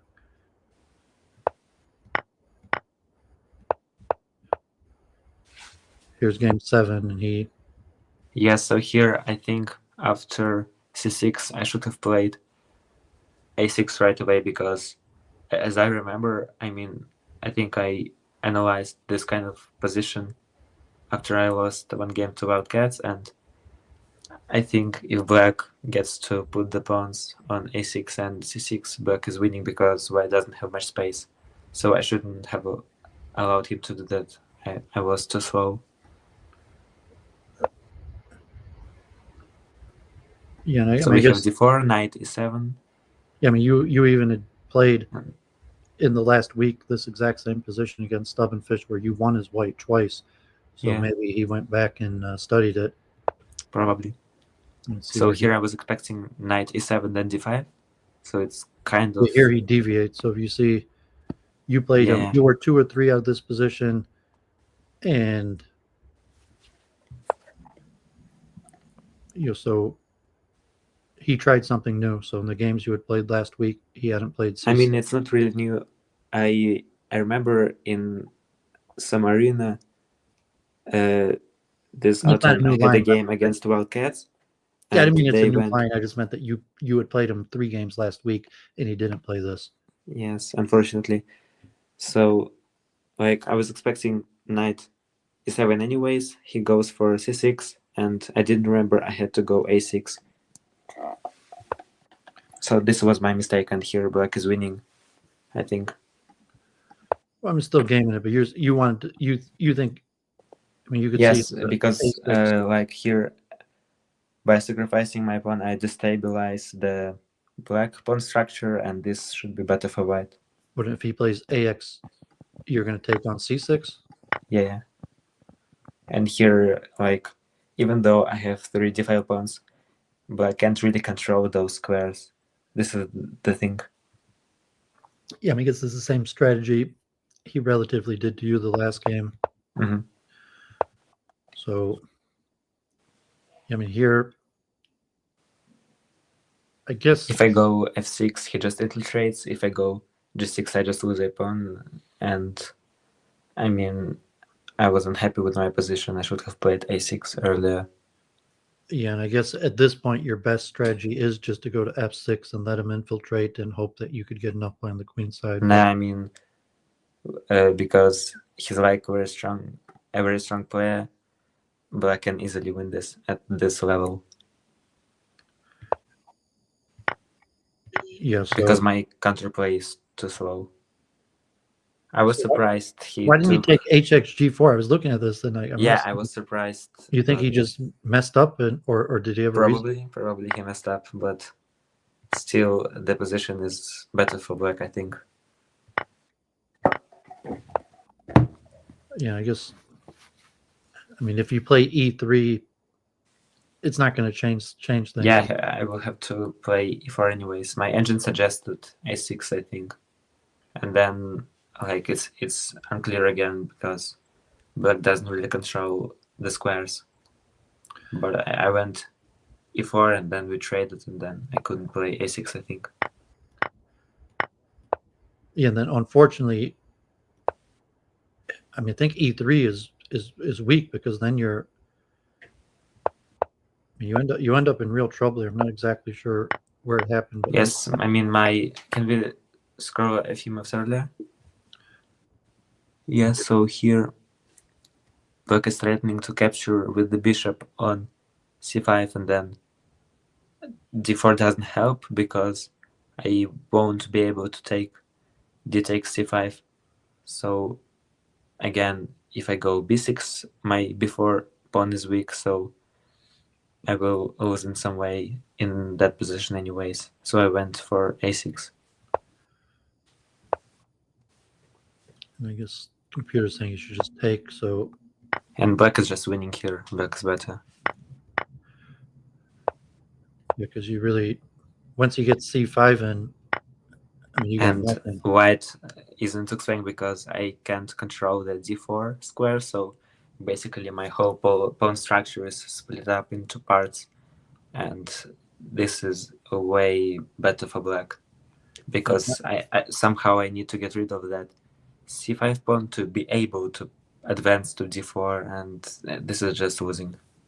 Yeah, I'm not sure if you had played e2 instead of e3 to go for here just playing e2 and then c3 instead of this, it might have made a small difference.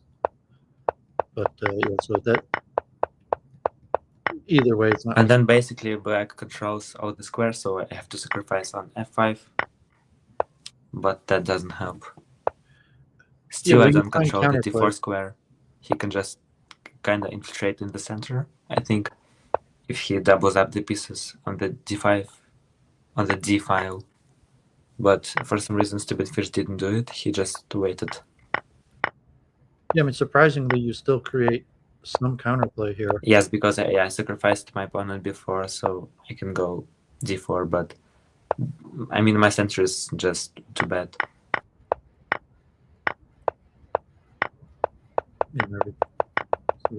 And I'm not quick enough. I ran out of time. I ran out of time very rarely, but here I was losing anyways. And here, Matvei, at some point you can play c6 later. What do you mean? I will say stop when we reach the position. No, this game. Not that game. The next game. This game. Yeah, I mean, I play this line. In fact, I had beat Horus in this line. Yes, we didn't analyze this game. I was talking about that. Line. We can look at this game. This is just main line. Well, this is my go-to line. No, you played. I thought no. My go-to line is playing just knight b6 here right away. Yes, but what I prefer to play, I just go back with the bishop and then I sacrifice on c5. Yes, this is the main line. Like knight b6 is too aggressive. It's still winning for black, but I don't do that. Yeah, and I think more chess analyzed, and even knight b6 is better for white, that you could allow the a file penetration, but I mean, it works out semi. I mean, in most positions, black wins with this knight b6 penetration because white doesn't play perfectly. I mean, we are not Stockfish 17. Yeah, I mean, this is my go-to line. I even beat Horus with this, but I played more chess, and he's been able to beat me this with white. Yeah, but you can see like black has the higher win rate, 60%. Yeah, and I guess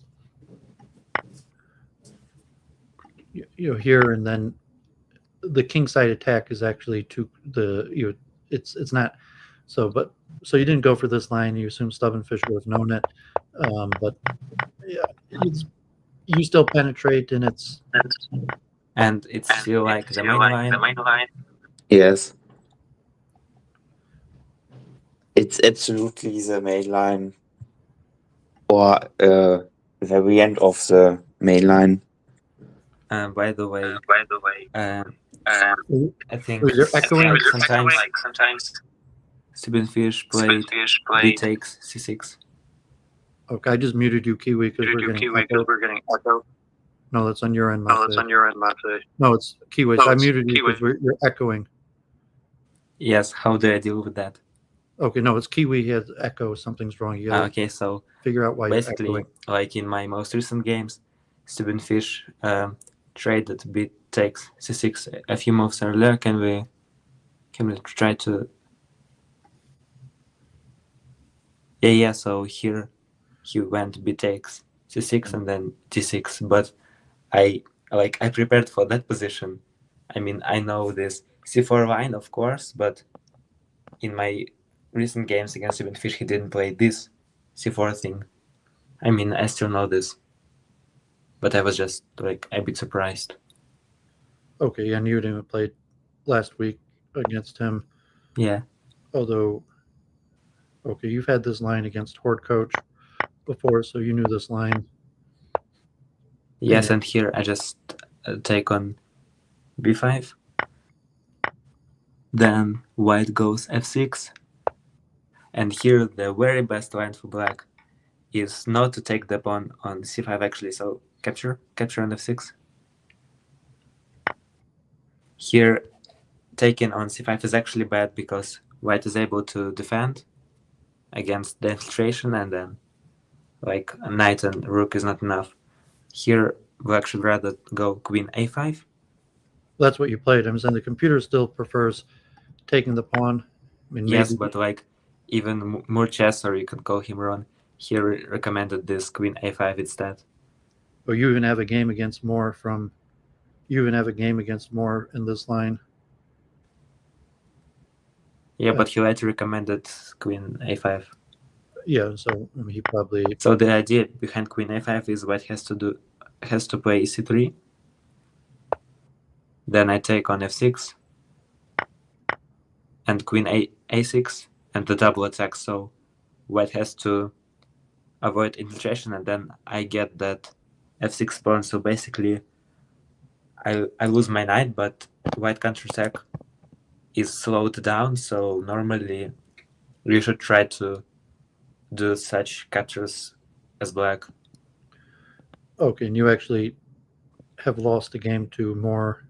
Yes, where he and was playing. it was his black. idea. And Wait a minute. Here, I actually think that queen b5 was a mistake. It looks like a logical move because I win the pawn, but I think because I go for that pawn, I lose like a few tempos, and white counterattack is apparently like quick enough. But if I ignore that c5 pawn and just go for the bishop d7, bishop a4 as fast as possible, black should be winning, I think. yeah, you seem So to. queen b5 was my mistake. You seem to have wasted a few tempos here, and Yeah, exactly. So I shouldn't have went for that pawn, even though I win this. Computers even c5 saying pawn. h6. H6 is a good defensive move. Nah, I mean, like, Stockfish doesn't necessarily see that I'm infiltrating with the bishop, because like the whole idea is to try to infiltrate, and then you don't usually move your black pawns against an infiltration. So h6 doesn't make sense to me. So I mean, it seems like you're. Why not bishop a5, h4, and instead of bishop of b4? It was my mistake. I thought I could. Wait, it's the echo. Yeah, Kiwi, you got to. I'm just muting you again. You got to put on headphones or something, because like I got a MacBook and it has noise cancellation, so you got to put on headphones because. Yeah. So the thing is, in this position, I thought I can infiltrate by taking the d3 pawn, which was my mistake. But again, I want to point out that this whole just play idea bishop that I captured the a4 right c5 away. pawn was wrong, in my opinion. You just play bishop a4 right away. What did you gain by playing bishop b5 first? What do you mean? I didn't understand the purpose of bishop b5. I mean, a4 is the Yes, I said I thought I could infiltrate by taking the d3 pawn, but that was my mistake. I mean, it's But not even earlier, I shouldn't have gone after this c5 pawn at all, I think, because I lost too many moves, you see. Yeah, I mean, there's still a game in it, and it's saying like you still had a win here. Like I don't think so, because in such end games, if Stockfish says it's like 0 or +1, it's completely winning for white. No, I looked at this. I'm saying he messed it up. You had a clear win multiple times in this. I'm saying technically he's probably better here in winning, but it's saying like he messed up a few points. And Probably. you had your chances. So yes, and after the game, I was really disappointed that I missed my chances. Yeah, even e3 here. So that's just a poor move. On like here's yes, but like the thing is, you don't want to play h4 because after queen f4, I double attack the g4 and e5 pawns, and then like it's unnatural to just play g3 and lose the g5 pawn. So I think what about just e3? h4? That's not yeah, I said after h4, I attack 2 pawns at the same time. So e3 seems natural to me. So I mean, g3 is the only. Yes, apparently. He has. And then here you're winning again. I mean, not winning, but you're in the game. And I guess here also g3 is the I don't think this is winning for black because it only shows like -1, -2. So first of all, it will be very hard for a human to win this, and then I'm not even sure if the evaluation is correct, because if you let Stockfish run for quite a long time in such positions, it will usually say that it's like better for white, but I don't know. Yeah, well, I mean, you find the right strategy. So here, like, I wasn't sure. Here, even taking on c4. Apparently, rook f8, rook f8, because after g6 I captured the f6 pawn at some point, but I mean, this is too complex and I messed up. But even here, like, I mean, we'll see in a minute. Like, you had a clear path to victory. So here, yes, and I somehow even lost that.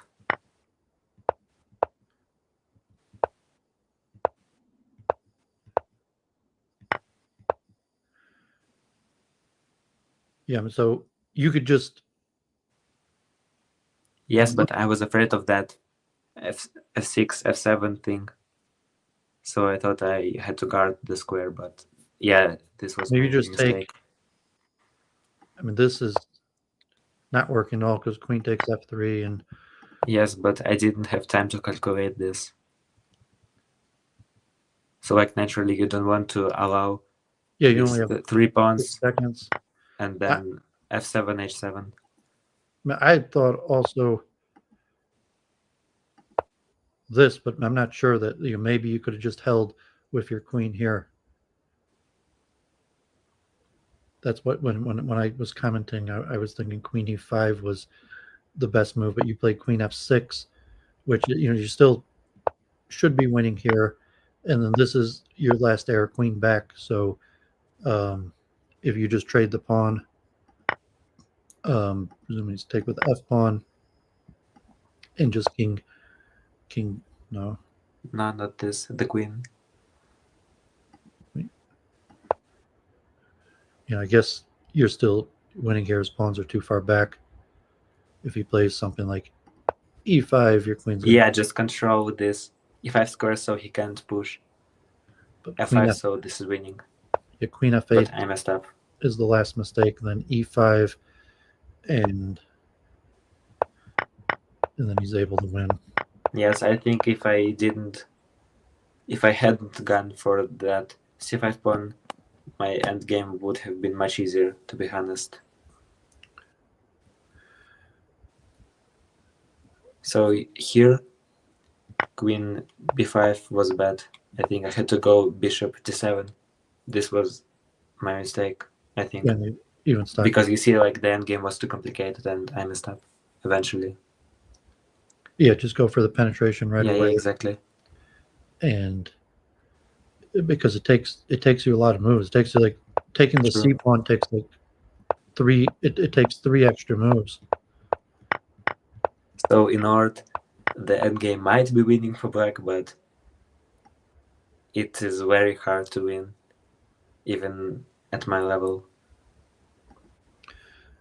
Okay, and then we got the last game. And I mean, I don't feel comfortable at all because I play with white, and of course white is worse. So I was already sure I will lose the match. Yeah, it's almost insurmountable coming back here. And okay, so he plays the line that I play, Yeah. and it's saying this is the one that more chess did the study on, and saying is actually winning for. Wait a minute, I want to mention something. So can you like scroll a few moves back? No, a few moves back. You see there is actually a difference between the last game and this game because my pawns are not on d5 and d4. d5 and d4, and here my pawns aren't advanced enough. But I was hoping like I still have a good counterplay because I have a pawn on h5. Because here, wait, I want to show you something. Can you like scroll even a few moves earlier? Yeah. So e6, e4 takes, and here in this position, black can go a5, d5. No, d5, d5, d6, d4, knight d7, e4, and this would transform to the main line. But you see in my position after d6, you click on d6, move 4 in the game. Yes, I'm not able to go d5 and d4 because black controls my c5 square. So you see the position is a bit different. Yeah, because that in that line you were just showing, when you eventually penetrate, you're able to play c6, not allowing the bishop a square to escape to get the queen to a8, and so the bishop has to be sacrificed for just one pawn right away. So so in this mainline variation that I get into all the time, I mean not all the time, but saying that you only get one pawn for the bishop on c8. So in this variation, you have to. I was noticing during the game the difference, but I didn't see that was the reason why. And so here, I mean, you could still play c6 right away. I mean, I don't think this is good enough because, like, when I go c6, I mean, black can trade, and then I don't have a pawn on the b file that is advanced. I mean, honestly, white is losing this, in my opinion, or at least it's very hard to fight back. After c6 or any position? I mean, after this knight b6 infiltration in these positions, it's very hard for white to win against a strong player. Okay, so you figure you want to win his bishop. I mean, that's why you play g6. Yes, because I saw that he controls the f6 square, and again, if I go for f6 instead of g6, he can just trade the knight on f6 too, and my counterattack is slowed down, and this is even worse for white. So I went for g6. Okay, so at least you got the bishop.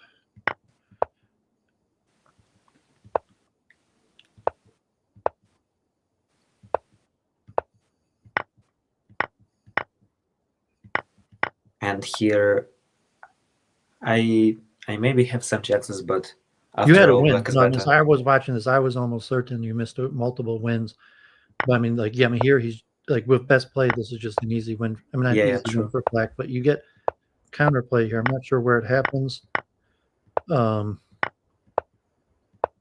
Yes, I actually had counterplay, and in such position it's easy to make mistakes as black, but unfortunately I didn't manage to win this. Maybe if I... Yeah, so here was just c6 is GG. Like, I was watching this, I saw it. So here... Yeah, I saw that too, but only after I made I didn't spot the move. Like Yeah, I mean, you only have 5 seconds, and it's not. Yeah, It's yeah, you know, yeah. he can play I queen just a2, didn't and have he's enough still. time. So the thing Yeah. is, here, if I sacrifice, the black queen can't go to b3, let's say, to guard the b8 square to not let me promote. But here, because of the c3 pawn,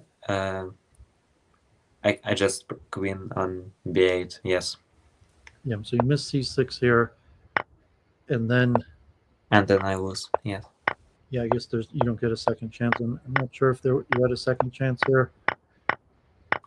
I don't think so. Yeah, I mean now it's just over because yeah, black just trades the rook and that's it. Okay, well, I mean, tough match. You beat Stubben in the preliminary 7-1. Yes, he said he felt sick, so he didn't perform well because of that, I think. I mean, you improved a lot. So I mean, I know when I first started playing like 5 years ago, Stubben was, was Mindhunter, Stubben, and Simonov was coming up, but like Mindhunter and Stubben were by far the best players, besides maybe a few Anons. And then Cinnamon worked really hard and ended up beating Mindhunter, but Stubben was always right up there, and he's still kind of maintained. So, I would say Stubben's definitely a favorite against I mean, Horace. before 2022, I was just like a 2200 or 2300 rating, so I wasn't that strong back then. But I remember I played a lot of games, and I had like So two looking at your points board. where when I didn't play Horde much, so it was like the second half of the 2022 year and the first half of the 2023 year. I didn't play there, and then I didn't play much from October 2023 to September 2024. So I had two periods where I quit. And how'd you get better? Did you look at studies? Did you work with more chess, or you just played a lot? So when I come back in 2023 in April, I contacted Ran more chess, and he helped me to understand a lot of like ideas and main lines. And then I studied the rook shuffle, so like as black I understood all the moves I had to play, so like how to face all the sacrifices or just any ideas. And then I mean I just knew the general ideas, like some main lines, and I just sticked with them, and I managed to get 2600 in 2023 before I quit in September, or maybe a bit later that year. And you got then almost 15,000 this games time here. after I came back in September this year, I was able to get 2700 at some point, but then I lost it. So now I'm like 2600 usually. Do you play regular chess also? Yes, I play standard chess. I mean, like in my city there is a chess club, and I go to tournaments there. My blitz rating is 2000 on glitches. You can see, like offline, my rating is maybe 1700, 1800, like this German rating. You call it DevZ. And do you know Stubben? Like I saw I don't. Is he in New Zealand, or I thought he was German? But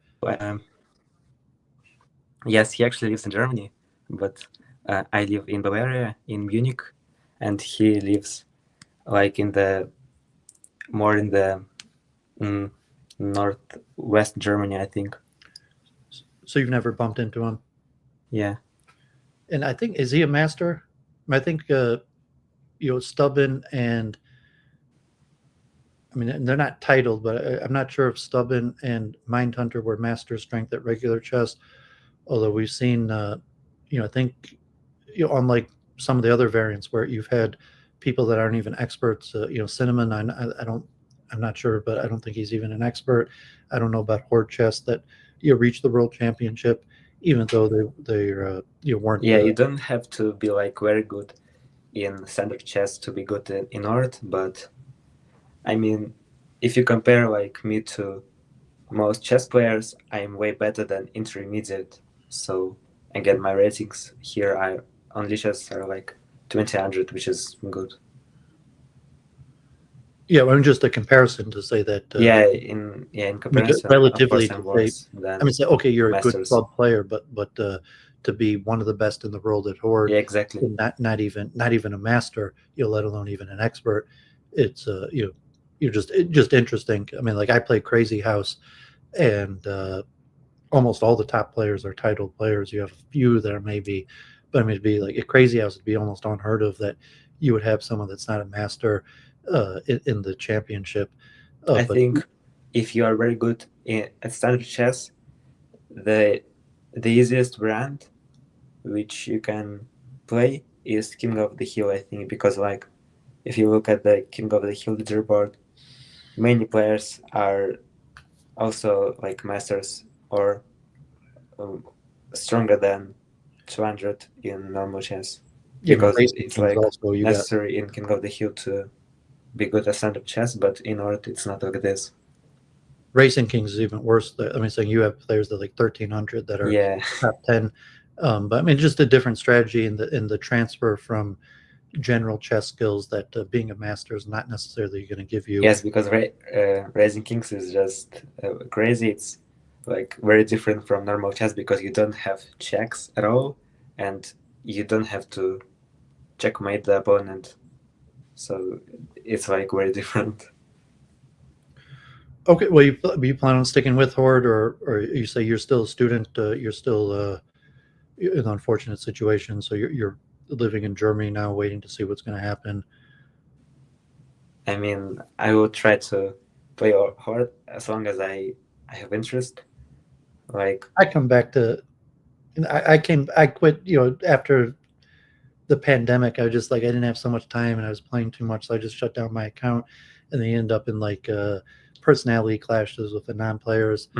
But then I wanted to blog again, so I recreated my account to blog and play a little bit, but I just wanted the crowns basically. So I was still good enough to get top 50 without putting too much work in it. So it was just kind of the ego. I wanted to get my crown back. But I mean, your Horde racing is like 23,400, so with this you can be in top 50 easily. Well, I mean, I spent so much time, I played so much, so even without like the players that are competitive, they have prep, like like Diablo, Wildcats, see they're just beating me, although I was able to beat Horus with my old lines without prep, just because he didn't know what to do against lines that I knew from a few years ago. And like I work with more chess, like I think I'm the one who even told him about Crazy Ara when he first downloaded that. Like, so when he first started running the AI lines, we were working together. But interesting, because like as I said, because it came from Crazy House. I'm a Crazy House player, so the first thing it was called Crazy Ara because it originally only worked on Crazy House, and then they updated it to work on all the variants. Yes, but I don't use any specific engines to prepare or analyze or something. I just use the database sometimes and just analyze my games here on lichess. But I mean, you work with more chess, and he helped you prepare the lines. That I mean, I used to in 2023, but nowadays I don't talk to him much about the lines. Yeah, I don't think he's been working on it, but I mean, he spent probably like full-time like work on, like he probably spent 40 hours a week for a year. And so even now, I think the championship has gotten worse since Mindhunter left, and even Stubben. I don't even know if Stubben's any better than he was a few years ago. So like more chess advanced the game by running the engine, by running Crazy Ara, and by determining some of the best lines. But I think overall the game is less competitive. I mean, chess is down since the pandemic. Yes. The Queen's Gambit boom. But I think the quality of the play of this championship is like I saw Horde coach was instead of having new lines like when Mindhunter was playing, you had new lines that no one had ever seen before. So in this case, I haven't really seen that many new lines. So you have more case of the top players not correctly playing lines that are already known as opposed to developing new lines. Yes, by the way, I play chess since 2015, so I even started to play on chess even before the pandemic and before the movie. Yeah, I mean, I've been playing chess for 30 years. Yeah. But I was saying, like, in terms of the playing like like a lot. Like when the pandemic happened, I was playing like 40 hours a week because it was a lockdown. And that's that. But I was saying that in general, there were a lot of people playing in variants. Like the overall numbers, like the number of people playing Horde has fallen in half over the last year. In general, the numbers on Lee Chess are going down, and of people, I mean, like the World Championship going on with Dingler and like Nakamura, people are complaining that they're not. Usually, the World Championship people are playing novelties. There's new lines that no one's ever seen before, and so people are complaining that Dingleren's not really producing novelties. It's not as high a caliber. But even that, like you're still kind of seeing new lines and novelties. So like Crazy House also has went down, where previous years even at my, like, I was producing novelties, like I was second tier, I had no chance of getting to the finals, but even at my level I was producing novelties in Horde and Crazy House, but I don't see anyone producing novelties in variants now. Usually probably the diminishing returns that is it really worth the effort? Yeah, I mean, I kind of invented maybe a few openings, but it was just that I played with Variance bot and then I saw that some lines were new and I thought I could analyze that. But I'm not a theoretician, so I don't really like prepare new lines or something. I know a lot of interesting lines, so in this match I think you saw that a5 d6 knight d7 thing and e6, and I like this opening. And sometimes I play this d6 a5 thing without the knight on d7, so I just shuffle with my rook, and then there are some interesting lines. But in general, nowadays there are not much new lines in Horde. And like you talked about Ron a lot. He's not allowed to participate in the championship, because he has multiple accounts, and Mindhunter quit, and he was like a player who was way stronger than others, say Cinnamon or Stubenfisch. He became the champion in 2022, and then he quit, which is unfortunate, because now like the players competing in the championship are just my level. So I think like 2600. So Stubenfisch, me, Horus, and nobody is stronger. Well, I mean, the only player that was substantially stronger was Mindhunter, and you saw that. Yeah. Even that, like he had to prepare. Like he didn't prepare. He took Cinnamon weekly, and he lost. Not, because he. I mean, I streamed that match where Cinnamon beat him, and saying like he had his prep, but he probably just didn't prep. Cinnamon put a lot of work, and he was able to beat him. So I would assume if Mindhunter came back, if he just played without working at it, probably you or Stubben would have beat him. Like he's got to put the work into it, and so he figures to stay at that level, it wasn't worth the work. We have a handful of strong, like Hode, Komen, Daenerys are very strong. Hode had a lot of preparation. The few Turkish players like Bagzarov, a few others had unique prep. I would say Daenerys had more trips and traps. He always had interesting new lines, but I'm not sure I would call those theories. Like he more developed kind of like tricks and traps. I'm not sure. Yes, I like how Daenerys plays, but like nowadays you don't see him play Horde often. I mean, you can still see him in the arenas from his other accounts, but Hode was a theoretician. He developed new lines, and Daenerys had new lines too. But I don't think they were really theory. They were more tricks. But Hot Kanyam quit, I think, after he lost the championship last year. Yeah, and so besides that, like, so the competition has gotten Yes. weaker, and it may keep on getting weaker because just diminishing returns. Like at least I played in the Crazy House. They had the this week on chess.com, and they even have like $7,500 for the big Crazy House tournament. So you'd have to get like a Jan Lee from Crazy House, someone to bring the players together, put up some money, collect some money, stream to make a community for that would incentivize people to actually prepare new lines or work at it. But at this point, I think it's unlikely. Although all it takes is really one person to step up with the organization, raise some money. If it was maybe like Yes. $2,000 And then or in the something. Horde community, I don't think there are any tournaments with prizes nowadays at all, because like the last Horde Revolution was 2 years ago, I think, and then there are almost no people who upload videos on YouTube about Horde, like strong players. So I uploaded a few videos in 2023, but I didn't like them. I think I could do better content, but I'm just too lazy to actually start. But I When the really hope community in the became future toxic. I will upload videos about Horde on YouTube.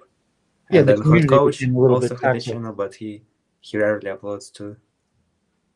Well, I say the community became a little bit toxic because you have, I'm not even sure how many, but you have a handful of top level players that it's questionable how good they are and how many of them are that keep on making anonymous accounts, and that's why I quit, because like I'm sitting here arguing with anonymous people, and then then I was playing for Israel, and like I think a lot of these guys are Turkish, and like these anonymous people are beating me, and they're getting into the like I don't want to ego clash, and now you got the Ukraine Russia war, and so it creates, you have anonymous players, there's unfriendly I behavior. don't think there are like any actual clashes between the players of like these countries you mentioned. So I I mean, think even years ago, when players used to come and in the weekly and beat me, like they create like a Free Palestine account and beat me, or call me out in the yes, chat. I know, but I think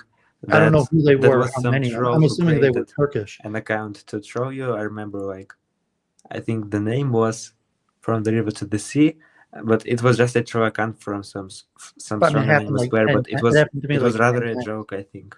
But I'm saying, like, whether those guys were Russian or Turkish, whether there were two guys or three guys, or it was all one guy, it's tough to know. And it makes like, so like who's really the best? How many of these anonymous players, like, okay, King of Horde's really good. You had Kiwi here. But I mean, it makes the community like a little bit questionable, because you're going to start playing. There's all these top players that are constantly creating new accounts, and there's these personality conflicts. And I mean, it is what it is. You're saying like whatever, but Yeah, it and was I tough see to your point. There are see like like ego clashes, but the thing is, I don't know any like clashes between players because of their nationality, because you are probably like one of the best art players from Israel, and then I don't think Palestine or has any good strong players like above I don't think the player was Palestinian, but I'm 2200. saying like that it came regularly where people were Yeah, I creating understand. accounts, And then they were then beating even me. though I'm from Russia, like the best artist players from Russia are probably like me, Daenerys, Horus, Hot Kanyam, Filippo Fanton, and I mean, There was someone from nobody of us Azerbaijan like that really there was supported someone from Putin in the chat or Azerbaijan that something. there was someone from Azerbaijan that used to create new accounts and would occasionally beat Mindhunter, and they used to get in arguments because I guess there's conflict between Turkey and Azerbaijan. But I mean, they're both anonymous, but it's saying like it was tough to know, because you'd see like a new account, and like the new account would even occasionally beat Mindhunter, I think if we talk about geopolitics, I think rather Azerbaijan and Turkey are kind of friends, because they are both Muslim countries and they have like authoritarian government. But I think it's rather like there is a clash between Armenia and Azerbaijan. No? Well, it may not have been ethnic, but it's saying there was a player that was extremely maybe. good, that could even occasionally beat Mindhunter, that said he was from Azerbaijan, and he would constantly create new accounts, and he would occasionally beat Mindhunter, and then there would be dispute in the chat. And Yeah, so I have you no can't idea really who it avoid was or why these they had clashes conflict. because it's a part of chess to I don't know if you have remember what I'm saying, but like there was a Yeah, I player understand. that would occasionally come on with the new account and even beat Mindhunter. Mhm. But so it's tough to know. Like Crazy House was like that until because Janley streamed and you got a lot of the top players, and then they started making money. That a lot of the top players, you had strong personality streamers too. That you still have anonymous players and that going on, but you had top streaming personalities that were friendly. But then also, Horde chess is just a hobby, so you can't really earn money with it in any way nowadays, I think. well, you could network and make friends from around the world. Probably. At least you're so okay. It's a hobby, but like I'm making friends and connections around the world. But nobody does that, so as I said, nobody really uploads regularly videos on YouTube about art. Yeah, as opposed to like I'm just getting into petty, like juvenile teasing matches with anonymous players. So it's like, okay, it's just a hobby, but at least I'm making friends and connections around the world, as opposed to it's toxic where I'm just getting into petty teasing matches with anonymous players.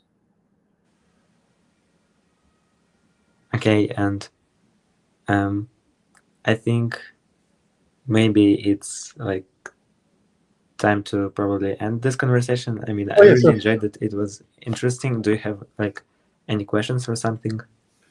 But yeah, I mean, you're welcome to comment on. I mean, I speak with Dude. It's unfortunate. I try not to root, because like I don't know Stubborn. I don't have anything against Stubborn, but you played tough. Like it's unfortunate you didn't make it into the finals. Yeah, I hope next year I prepare way better, because this year I didn't like prepare any specific lines, or maybe didn't prepare enough lines. I don't know. I really hope that in 2025 I improve a lot, because like when I actually play Horde on regular base, from September I managed to hit 2700. In 2023 I went from 2400 to 2600. So I think I can actually improve later. I'll mention you're invited to. I mean, they haven't scheduled it, but assuming if it's my schedule or your schedule, you're invited to give the commentary in the finals between Horace and Stubenfisch. Oh, this would be interesting. That one will be promoted on the Lee Chess page, so it'll probably have pretty good viewership. I got to think of a way, because I think Dude had said that Stubben and Horace are willing to go on camera, and so I think of the method, how I'm going to do that, to put them on camera and give commentary so that they can hear the commentary. So I think about that, but whenever they schedule that, I'll make the link and I'll send yes, it to you. I'm looking forward to it. You're welcome to join with the commentary, because you're stronger than me now, so your commentary, and you were right there. You played both of them, so when that comes out, I'll message you, and hopefully we'll see everybody in the finals. And just in case, like, I don't want to turn my camera on, because I mean, like, I'm not afraid of it, but I think it's just unnecessary to feature my face. Like, yeah, it's not necessary. I'm just a teenager, and I don't think that's fine. I mean, is this someone? Aha! I hope it's aha. Is that you? I don't know. I think it's Kiwi. It might be Kiwi, but I don't know. Okay, if it's him, I could say final word, but sometimes you get troll accounts, so got to be careful. But okay, so unless aha is going to say something, we'll sign off and we'll see you in the finals. And okay. You don't need to show your face to comment. If you had been on the finals, Dude, because you were minor, was questioning how he was going to do that. Yeah, I think I don't want my online and offline. It doesn't matter for the commentary. To kind of be together. So I think it's just unnecessary. Yep. Okay. So blessings, and we'll see everybody in the final. Thanks for the exciting matches. Thanks for joining afters and going through the games. Thank you too. Okay. Take care. Bye.